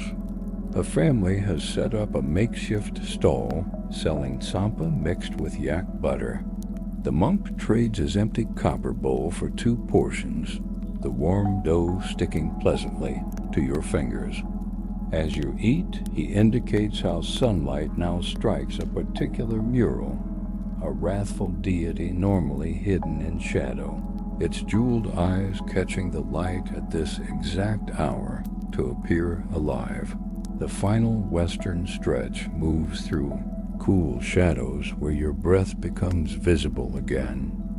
Butter lamps flicker in wall niches, their light reflecting off metallic prayer tablets to create dancing golden coins on the stone underfoot. The monk slows as you complete the circuit, his hand resting briefly on your shoulder where the pilgrim's rope still hangs.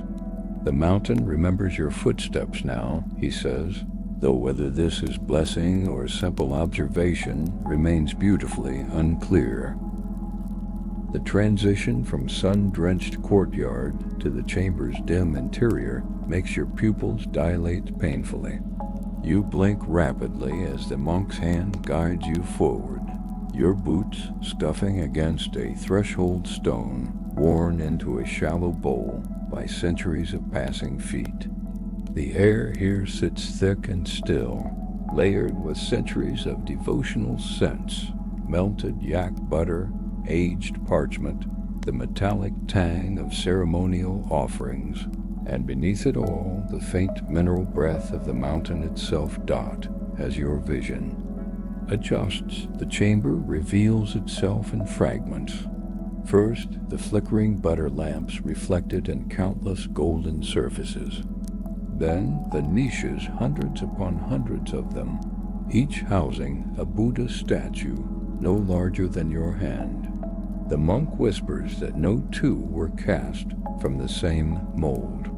Your fingertips brush one at random, feeling the artisan's fingerprint preserved. In the bronze alongside tiny casting bubbles that make each piece unique.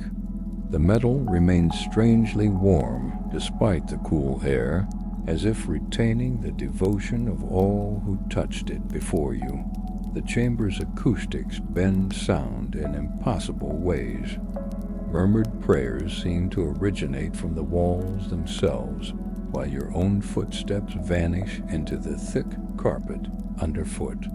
A hanging silk thaka brushes your shoulder, its embroidery so fine the depicted deity's jeweled ornaments catch the light differently with each subtle sway. The monk draws your attention upward where the ceiling depicts the cosmic mandala in pigments mixed with crushed lapis lazuli and malachite. From directly beneath the central lotus, the entire design appears to rotate, an illusion created by 5th-10th century masters.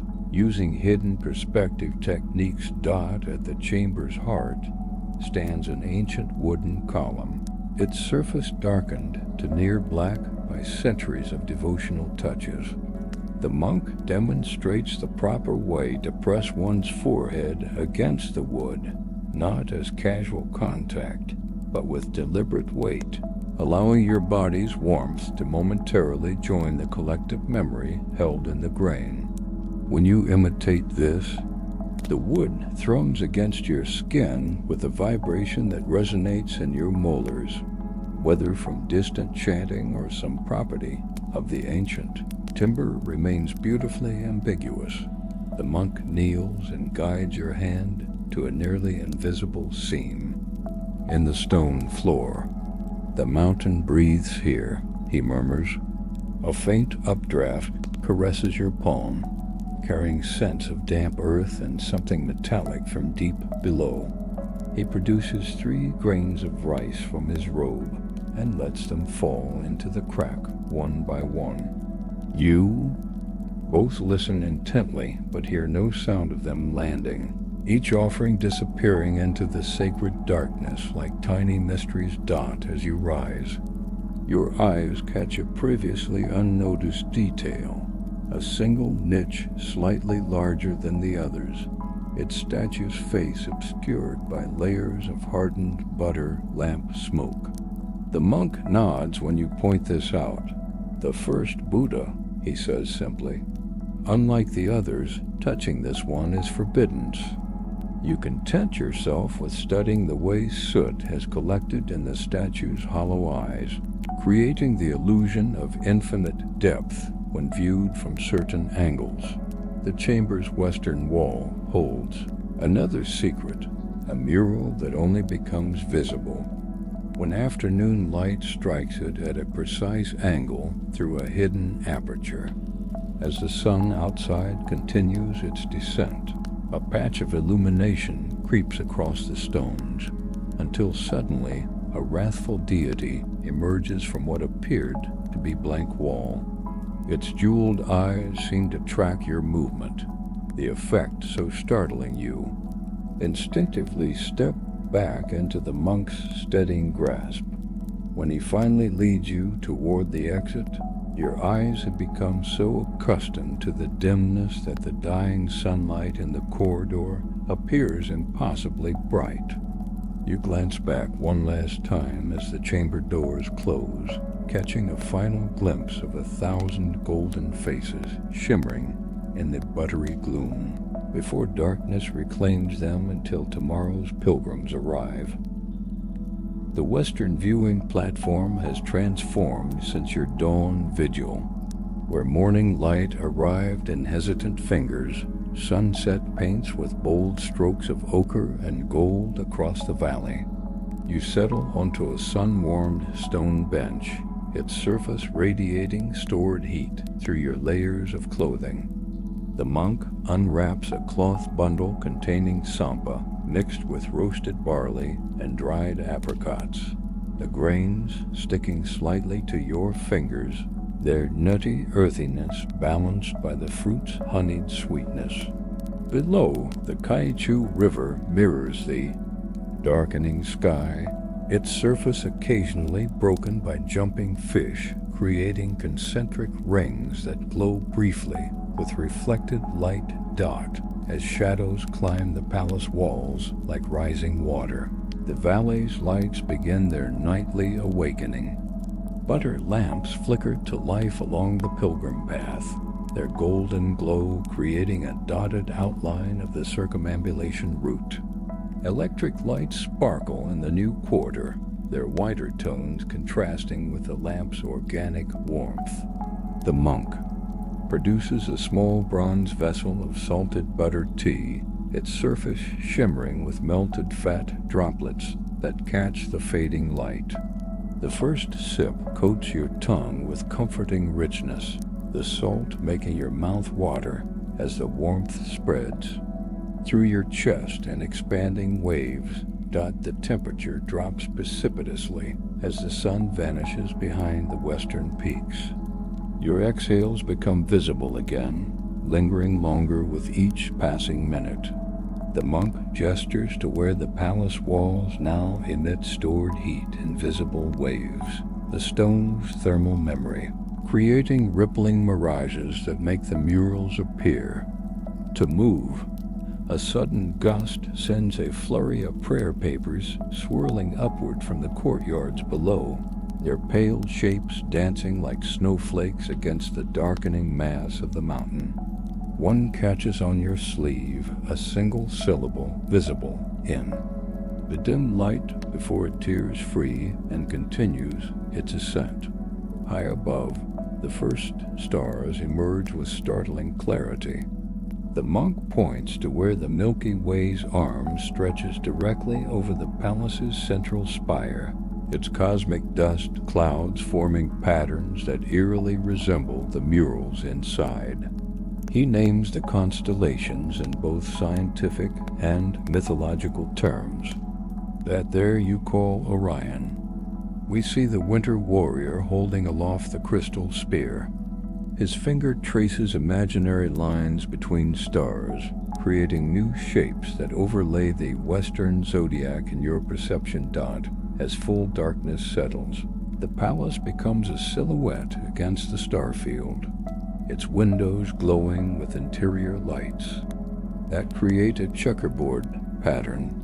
The monk produces a final surprise from his robe, a small butter lamp crafted from a hollowed-out turnip. When lit, its flame casts dancing shadows through the vegetable's natural imperfections, projecting miniature mountainscapes across your hands. For remembrance, he says, though the memory needs no reinforcement, every scent, texture, and sight of this day already imprinted deeper than conscious thought.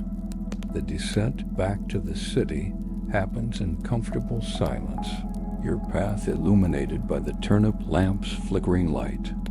Each switchback reveals new perspectives, the palace framed by towering peaks, reflected in still puddles, or silhouetted against the glowing horizon. Your legs move automatically now, muscles remembering the morning's ascent, though your mind floats in peaceful detachment.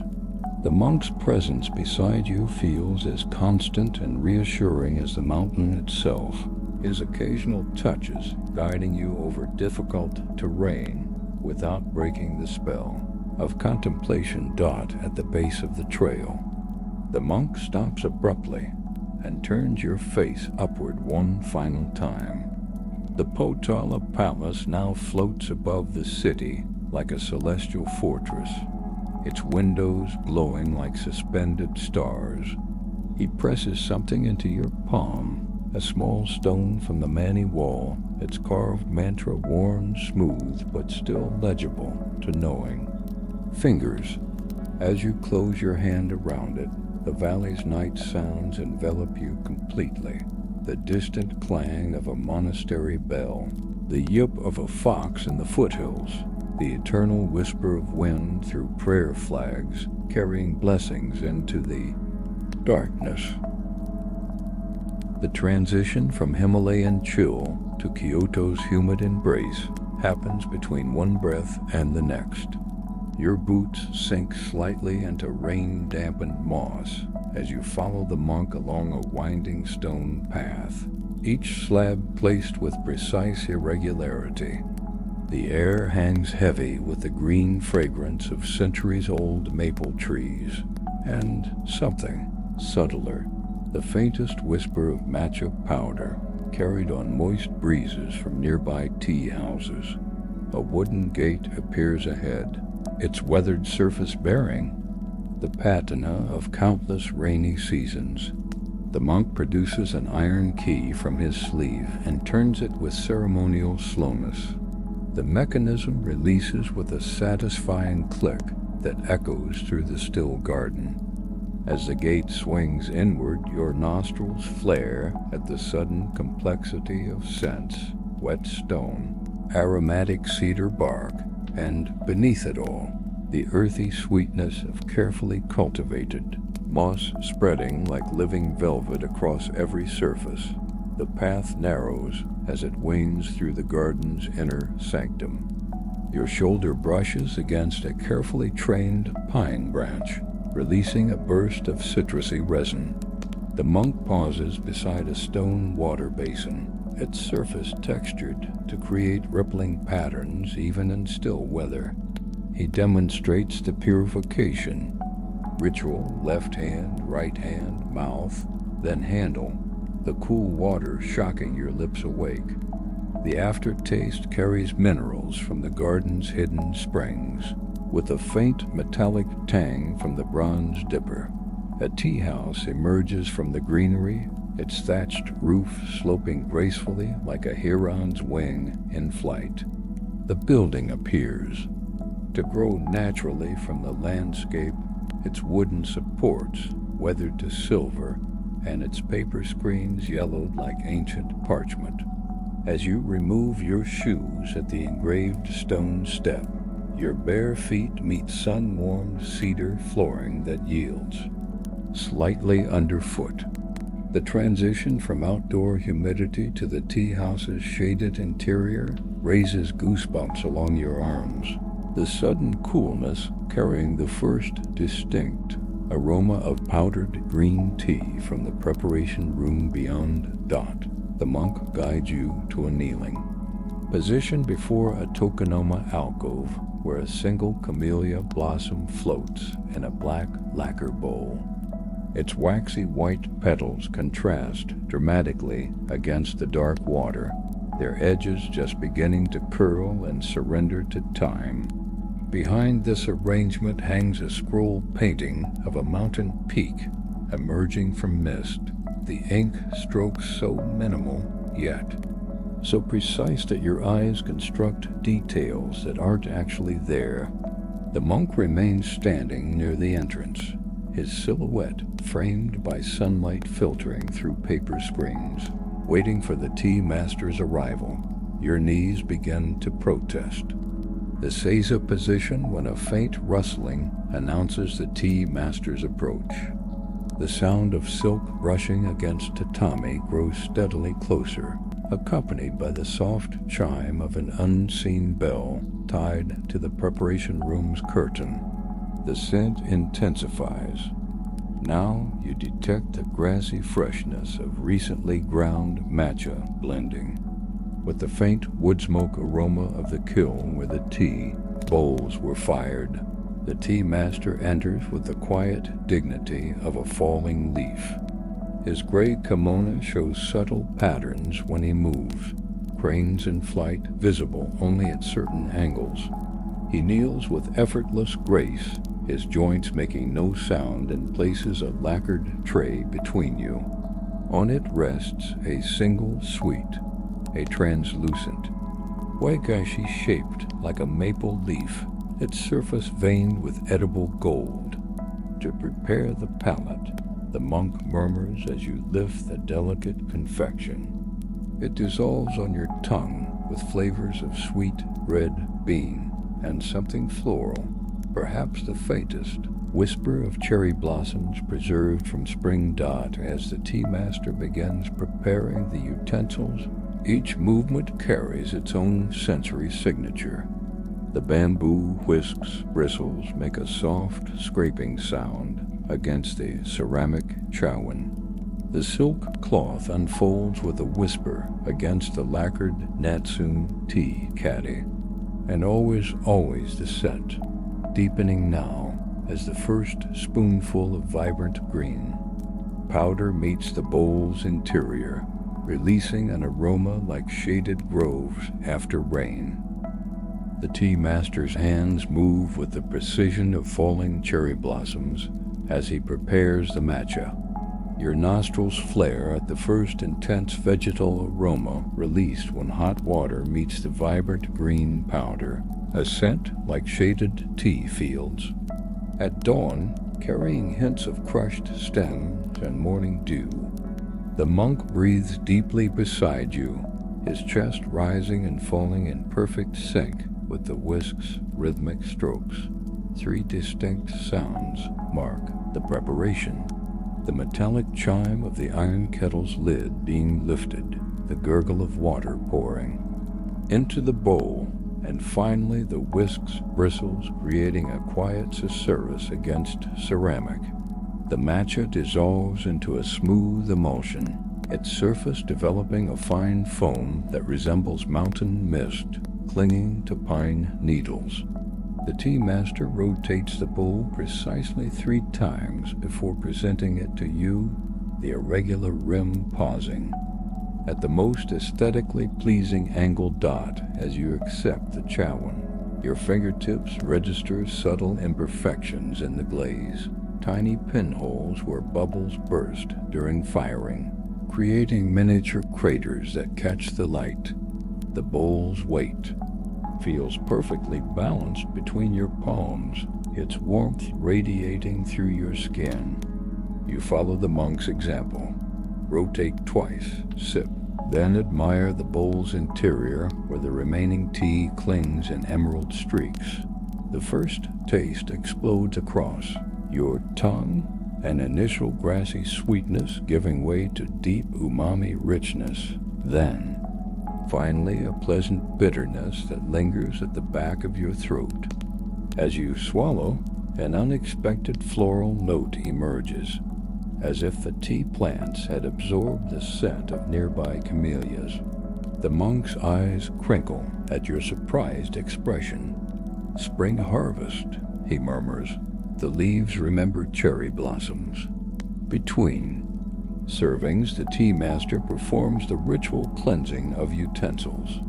Each movement carries profound intentionality, the whisk tapped gently against the bowl's rim to dislodge clinging foam. The chasen rested at a precise angle to dry the chaki.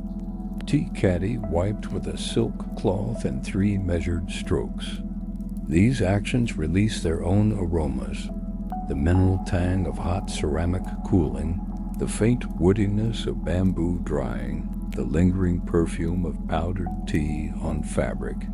When the second bowl is prepared, the consistency differs slightly, thicker, now with foam forming delicate spiral patterns.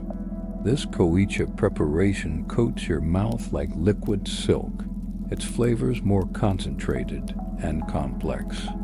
The monk guides you to hold this sip longer, allowing the temperature to change from scalding to warm, revealing how the taste evolves like a story unfolding. Outside, a sudden shower begins pattering on the tea house roof, the sound merging with the kettle's quiet simmer to create a natural symphony. The tea master's sleeve brushes a stray drop from the tatami mat, releasing a burst of incense from the fabric, a loose wood and something spicier, perhaps clove. This unexpected fragrance mingles with the match's aroma to create a third, entirely new scent that hovers briefly in the air between you before dissipating like a half-remembered dream. The tea master's hands pause in mid-motion, hovering like a heron above still water. With a subtle nod, he indicates the intermission, a deliberate break in the ceremony's flow. You rise carefully, your knees protesting after the prolonged seiza. Position and follow the monk through the tea house's rear shoshi screens. The papered doors slide aside with a whisper, revealing the rosy garden in full afternoon splendor. Dappled sunlight filters through ancient maple leaves, casting shifting patterns across the stone path. Your bare feet meet cool, damp moss that yields like the finest silk beneath your toes. The monk breathes deeply beside you, drawing in the garden's layered aromas. Freshly cut cedar from the water basin's dipper, the mineral tang of wet granite, and beneath it all, the earthy sweetness of kokedama moss balls hanging from the eaves. A wooden bench appears beneath a gnarled pine, its surface polished, smooth by generations of guests. As you sit, your fingers brush against the wood's grain, feeling the subtle ridges where softer fibers have worn away. The monk produces a small lacquered box containing 2 delicate higashi sweets, translucent, cubes of crystallized sugar flavored with yuzu and gold leaf. They dissolve on your tongue with a burst of citrus that cleanses the palate, leaving behind a faint floral aftertaste reminiscent of cherry blossoms. The garden's water feature captures your attention, a bamboo shishiyodoshi slowly filling with spring water. When the weighted end tips with a resonant toke sound, the released water cascades over carefully arranged stones, each droplet catching sunlight as it falls. The monk guides your gaze to where the water's path has worn a shallow channel in the granite over decades, its meandering course mirroring the curves of distant mountain streams. A sudden breeze stirs the maple branches overhead, releasing a shower of dew droplets that patter against broad hosta leaves below. The monk smiles as one such droplet lands perfectly in the center of a stone lantern's water basin, creating concentric ripples that distort the reflection of drifting clouds. He reaches into his sleeve and produces a tiny origami boat, a crane, folded from washi paper, and sets it, adrift in the miniature sea dot as you watch the paper crane navigate the stone basin's currents. The monk draws your attention to the garden's hidden residence, a velvet black butterfly sipping from damp moss, a red-eared slider turtle sunning itself on a flat rock, and everywhere, though nearly invisible, the delicate tracery of spider webs strung between azalea branches. Each strand glistens with moisture, creating a celestial map of dew-lit constellations at human scale. The tea house bell chimes softly, calling you back to the ceremony. As you rise, your hand brushes against a camellia bush, releasing a final burst of garden fragrance, a living reminder that this intermission, like all things in the tea world, was both fleeting and eternal. The return to the tea house feels like entering a different world. The afternoon light has shifted, angling through the paper screens in golden shafts that illuminate swirling dust motes above the tatami. The tea master kneels before the sunken hearth, where charcoal embers glow like miniature suns beneath the iron kettle. A new scent greets you, the clean, mineral aroma of fresh water coming to temperature, its steam carrying whispers of the bamboo pipe that channeled it from a mountain spring. The monk guides you to a different seating position, closer to the preparation area where you can observe the tea master's hands in precise detail. His fingers move with the same care one might show a newborn bird turning the chowan to examine its interior, folding the chakan cloth into perfect rectangles, measuring matcha with a bamboo scoop that makes a soft shik sound against the chaki's lacquered interior. Each action releases subtle aromas, the faint tannic bite of the damp linen cloth, the grassy sweetness of freshly sifted tea powder, the mineral tang of the ceramic bowl warming to the touch. For the final serving, the tea master selects a different chowan, this one with a rough, textured exterior that feels like tree bark beneath your fingertips. When he pours the hot water, it makes a deeper, more resonant sound against the thicker clay walls. The whisking rhythm changes to slower, more deliberate strokes that produce a denser foam with smaller bubbles. As he presents the bowl, you notice how the glaze pools in the interior crevices, creating tiny emerald lakes in the ceramic landscape. The first sip coats your tongue completely, the flavors unfolding in slow waves, initial sweetness giving way to deep umami, then a pleasant astringency that lingers like the last notes of a temple bell. The monk murmurs a single word, terroir. This tea tastes of the particular hillside where its leaves grew, of the morning fogs that nourished the plants, of the careful hands that plucked and processed each precious leaf. Between sips, your attention drifts to the tea master's utensils. The bamboo whisk shows signs of loving use, its bristles slightly curved from repeated whisking, the handle darkened by years of absorbing steam and tea essence. The Natsume tea caddy bears a barely visible repair where lacquer was painstakingly reapplied along a hairline crack. These imperfections tell stories more eloquent than any perfect object could, whispering of countless ceremonies past dot. As the final drops are consumed, the tea master performs the ritual cleansing with water so pure it seems to disappear into. The bowl's pours.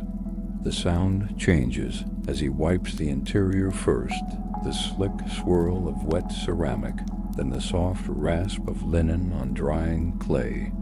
He examines the clean bowl with quiet satisfaction before placing it on the tatami between you and.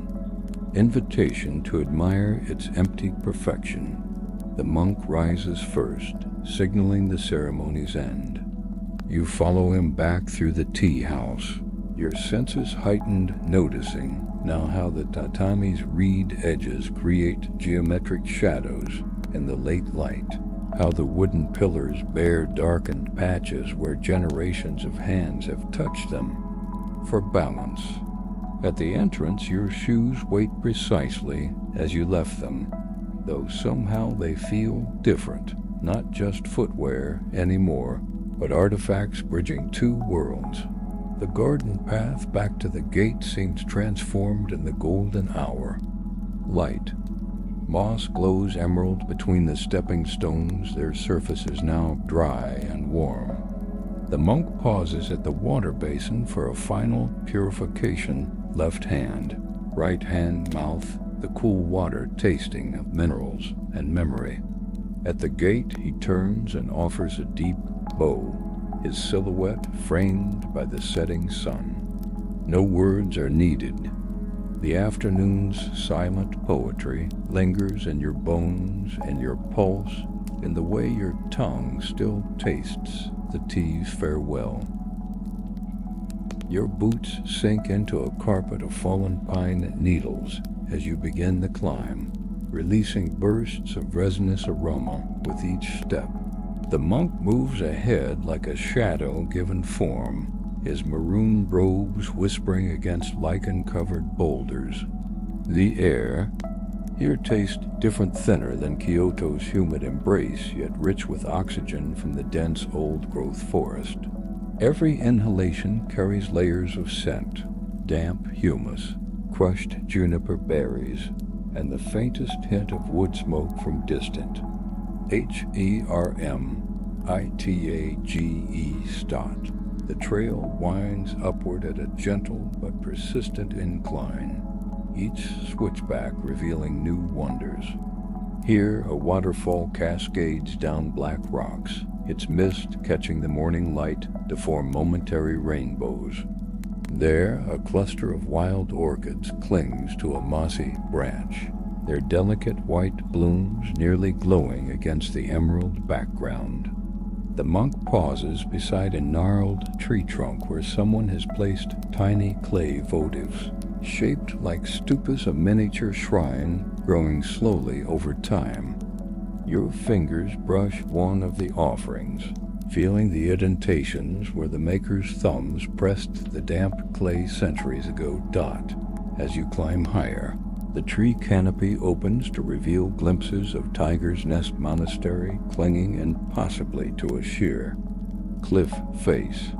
The monk produces a small brass telescope from his robe, its surface warmed by his body heat.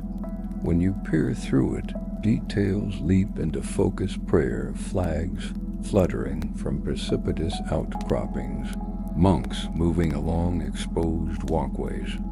Like ants on a vertical trail, sunlight glinting off golden rooftop ornaments.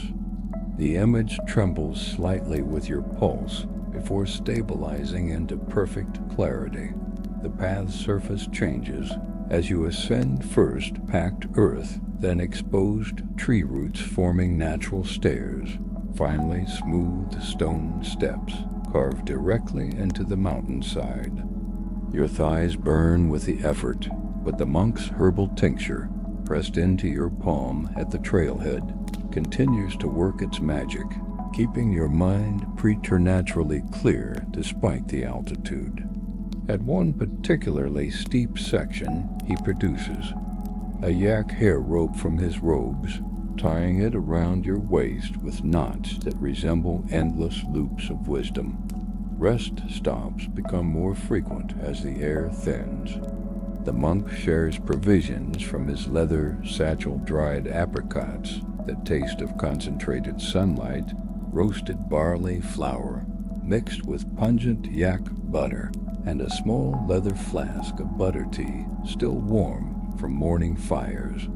This salty, rich liquid coats your throat pleasantly, its steam carrying the faintest whisper of smoked tea leaves harvested from high-altitude bushes. Near the trail's midpoint, you encounter a wooden prayer wheel housed in a small stone shelter.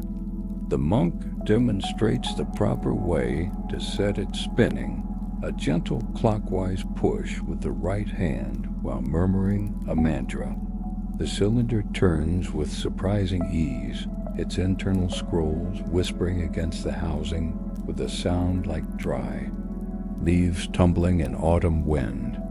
As it gains momentum, other wheels answer from distant points along the mountain, their hollow clunk-clunk notes echoing through the valley like a celestial clock keeping sacred time.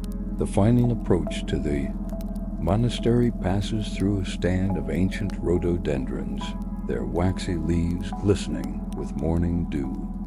The monk plucks a single blossom and tucks it behind your ear, its waxy petals cool against your skin. The flowers scent something between honey and pepper mingles with the increasing aroma of butter, lamps and juniper incense wafting down. From the monastery above, your legs move automatically now, muscles remembering the rhythm of ascent, though your mind floats in peaceful detachment, carried upward by the mingled scents of flowers and devotion. The final ascent reveals Tiger's Nest in its full majesty, a cluster of white-walled temples clinging impossibly to a vertical cliff face, connected by wooden walkways that appear to float above the abyss. Your breath catches as a gust of wind sends prayer flags snapping violently, their colorful rectangles dancing against the sheer rock like living brushstrokes. The monk touches your elbow lightly, guiding your attention to the stone staircase carved directly into the mountain, each step worn smooth by centuries of pilgrim feet. Crossing the threshold, your boots meet wooden planks that creak with ancient familiarity. The air changes instantly, thick with the scent of melted yak butter and juniper incense, undercut by the mineral tang of the mountain itself.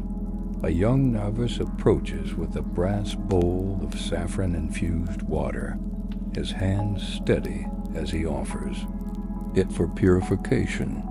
The liquid feels surprisingly warm against your travel-weary skin, its floral aroma cutting through the heavier sense of devotion. The monk leads you through a series of dimly lit corridors where butter lamps flicker in wall. Niches. Their golden light reveals intricate murals depicting Guru Rinpoche's legendary flight to this very cliff on the back of a tigress.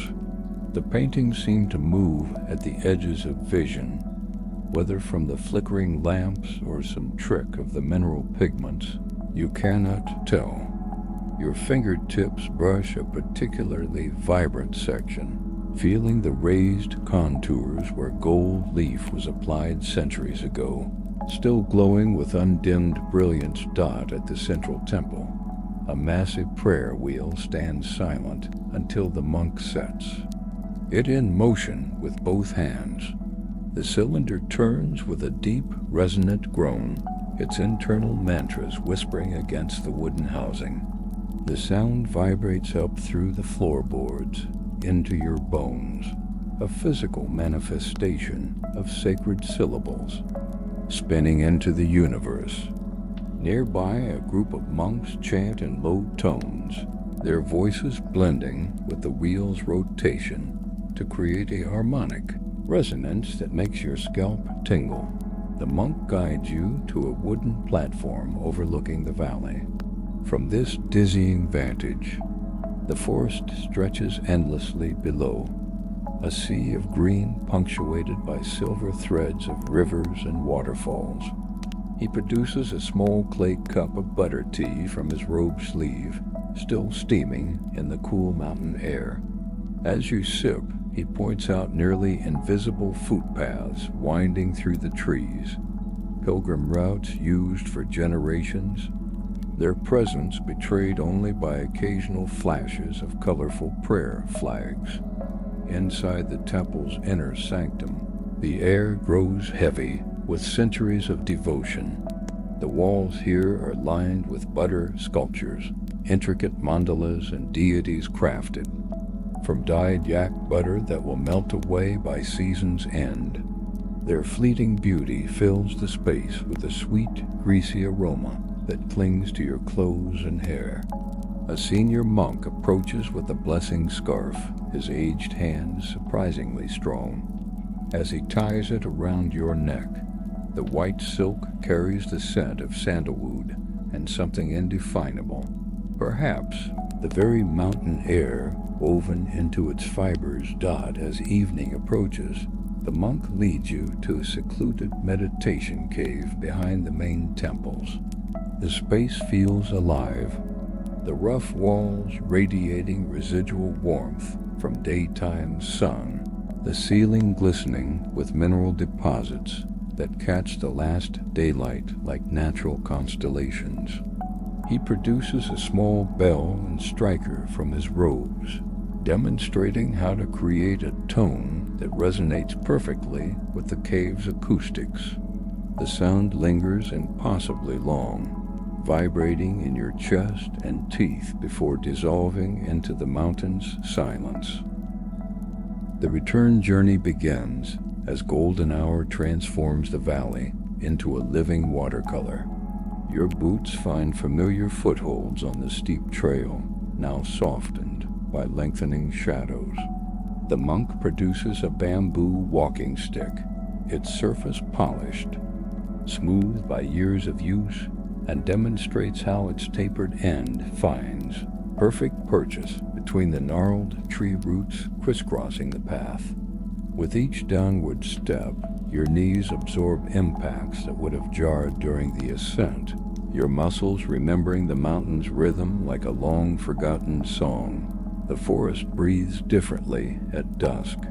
Cool air slides down the mountainside, carrying new fragrances, the damp earthiness of awakening mushrooms, the resinous tang of pine sap weeping from daylight-heated bark, and beneath it all, the faintest metallic whisper of distant snowmelt streams.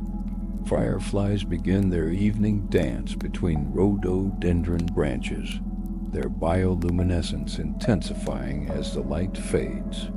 The monk catches one gently in his cupped palms, holding it close enough for you to see the insect's delicate wings fluttering against his life-lined skin before releasing it into the gathering dark dot at the halfway resting stone. The valley below has transformed into a constellation of flickering lights, butter lamps glowing in farmhouse windows, electric bulbs along the main road, and the occasional orange flare of a shepherd's fire high in the pastures.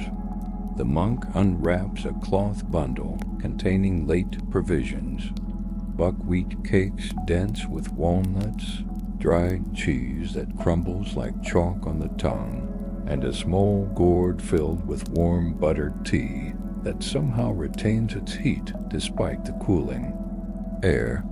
As you eat, he points out how the monastery's lights now float, suspended in darkness, their reflection occasionally visible in the Kaichu.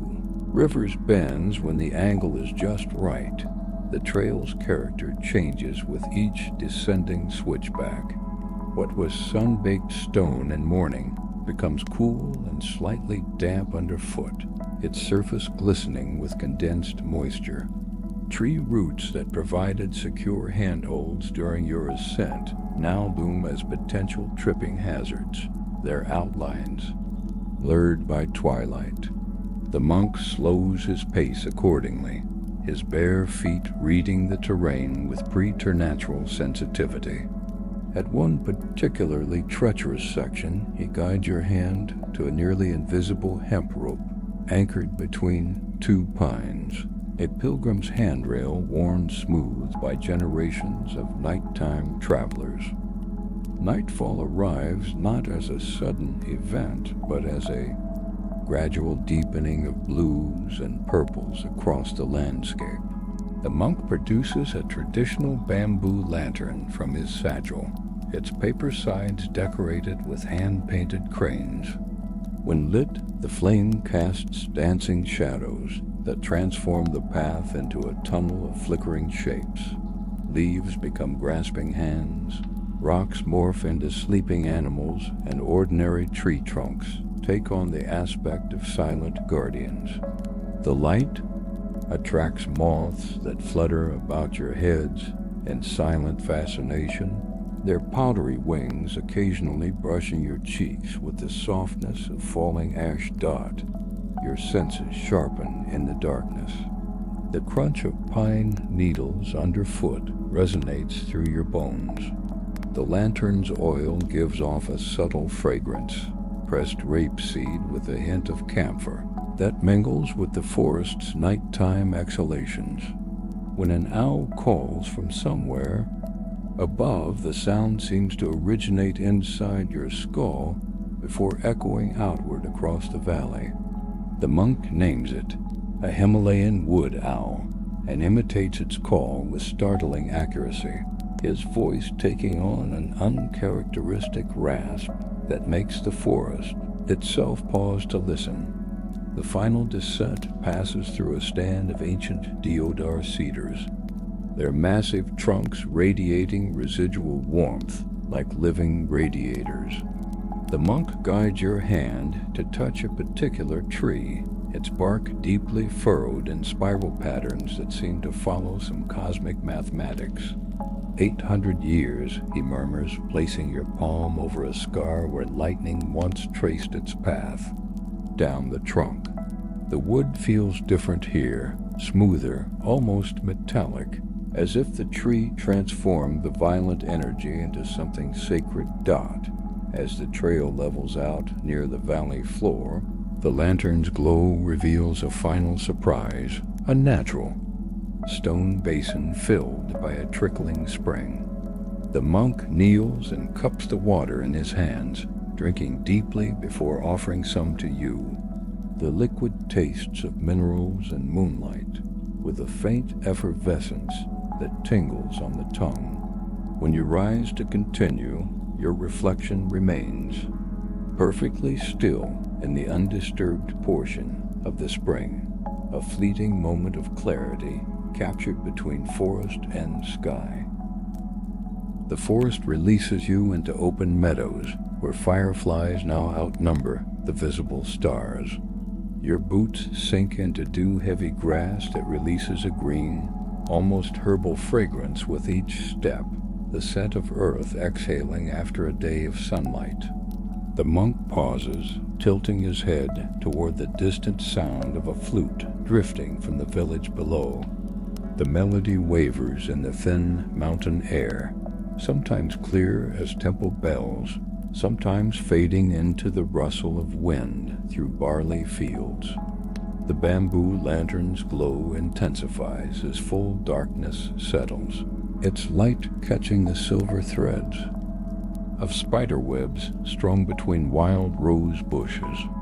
You follow the monk along a footpath bordered by stacked stone walls, their surfaces colonized by luminous lichen that emits a faint blue-green radiance. He plucks a piece and crumbles it between his fingers, releasing a mineral aroma like wet slate and something more mysterious, the electric tang of bioluminescence that lingers in your nostrils. A wooden bridge appears ahead, its planks worn smooth by generations of travelers and livestock. As you cross, the monk points to where the moonlight filters through the structure's intricate carvings, lotus flowers and endless knots, projecting sacred geometry onto the rushing stream below.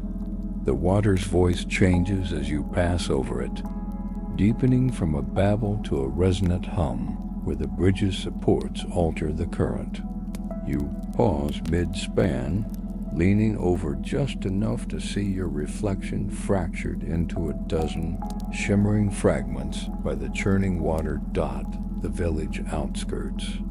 Welcome you with the scent of cooking fires, burning juniper and dried dung, creating an oddly comforting pungency. Through open windows come glimpses of family altars glowing with butter lamps, their light reflecting off copper offering bowls. The monk leads you to a stone guest house where an elderly woman waits with a brass basin of steaming water infused with medicinal herbs. The aroma rises in visible tendrils, camphor, artemisia, and something bittersweet you can't identify. As you soak your trail-weary feet, the heat seems to travel upward through your bones, releasing tensions you'd forgotten. You carried. The monk accepts a cup of buttered tea from your host, its surface shimmering with melted fat that catches the firelight. He inhales deeply before drinking, savoring the smoky aroma of leaves roasted over pine fires. You're offered a different brew, a delicate floral infusion made from wild rhododendron petals that stain the water a pale pink.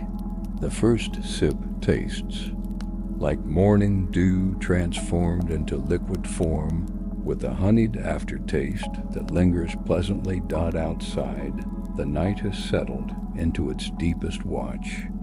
The monk guides you to a grassy knoll behind the guest house, where the entire valley spreads below like a starfield inverted. Tiger's Nest Monastery glows faintly on its cliff face, its lights resembling a constellation suspended between earth and sky. The air here carries the layered scents of the day's journey: pine resin from the high forests, damp moss from the springs, and now the wood smoke of human habitation, blending with the iron-rich soil beneath your feet. Your host brings thick woolen blankets that smell of mountain herbs and wood smoke. Wrapped in their scratchy warmth, you lie back to watch the stars rotate slowly above. The monk points out constellations unfamiliar to Western eyes, not warriors and beasts, but intricate patterns representing the wheel of life, the Buddha's footprints, and the 7 auspicious symbols. His finger traces connections between stars, creating celestial pathways that overlay your closed eyelids when you blink. As sleep approaches, your awareness expands to encompass the valley's nighttime chorus, the distant clank of a cowbell, the occasional yip of a red fox, the eternal whisper of wind through prayer flags. The monk remains seated beside you, his breathing synchronized with yours. His presence is steady as the mountains themselves. The last conscious thought drifts through your mind like a prayer flag's whisper. Not words exactly, but a feeling that all is exactly as it should be in this moment between breaths. The wool blanket's weight grows heavier around your shoulders, not with burden, but with the gentle insistence of sleep's approach. Each breath comes slower now, the rise and fall of your chest mirroring the distant, rhythmic chanting from the village below. Though whether the voices continue or only echo in memory, you can no longer tell. The stars overhead blur at the edges of your vision, their sharp points softening into luminous smudges against the deepening velvet of night. The monk's presence beside you becomes less a physical reality than a warmth at the periphery of awareness. His breathing, once distinct, now merges with the sigh of wind through valley grasses. The scent of herbal salve on your hands fades gradually, leaving only the faintest memory of alpine flowers and warmth. Your fingers relax against the blankets, weave the individual wool strands becoming indistinguishable beneath your touch. Somewhere in the darkness, the stream continues its endless journey over smooth stones. The sound changes as you listen. First, the clear babble of water over rock, then a softer murmuring, until finally it becomes the distant echo of rainfall on a temple roof, or perhaps simply the blood moving through your own ears with each slowing heartbeat.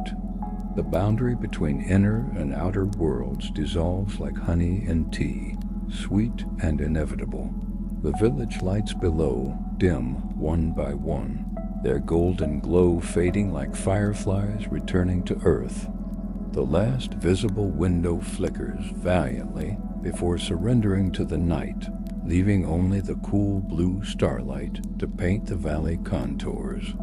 Even these begin to soften at the edges, the sharp lines of rooftops blurring the distant monastery.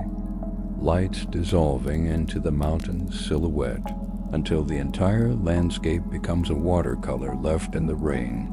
Your eyelids no longer feel like separate entities, but natural extensions of the darkness itself. The monk's final words, if words they were, might have been rest now, or simply the exhalation of wind through pine boughs. The wool blanket's fibers breathe with you, their scratchy texture now indistinguishable from your own skin. The concept of blanket and body holds no meaning in this floating space between waking and dreams. The stars themselves begin to fade, not disappearing, but receding, as if the night sky were an immense curtain drawing back to reveal some greater darkness. Beyond, the last pinpricks of light linger stubbornly at the center of your vision before gently dissolving like salt crystals in warm water. The darkness that remains is not empty but full, pregnant with all the day's accumulated peace, the scents and textures and sounds now woven into your very being. The valley's night chorus continues its lullaby, though you can no longer distinguish cricket from stream, owl call from human sigh. These sounds layer upon one another, creating harmonies no daytime music could replicate. The vibration of tree roots through soil, the hum of distant power lines, the subsonic rumble of mountains settling deeper into their foundations. Each note blends into the next until only a single tone remains, vibrating at a frequency more felt than heard.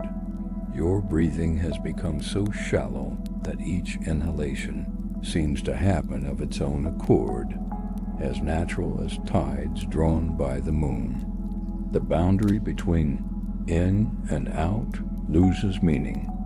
Air moves through you like wind through an ancient forest, effortless and eternal. The weight of your body against the earth feels simultaneously immense and weightless, as if you've become part of the mountain's own mass. The last sensory thread, the faint pressure of the ground beneath you, begins to unravel. Solid earth softens into cloud, then mist, then nothing at all. There is no moment of surrender, only the gradual understanding that surrender happened long ago without announcement or ceremony.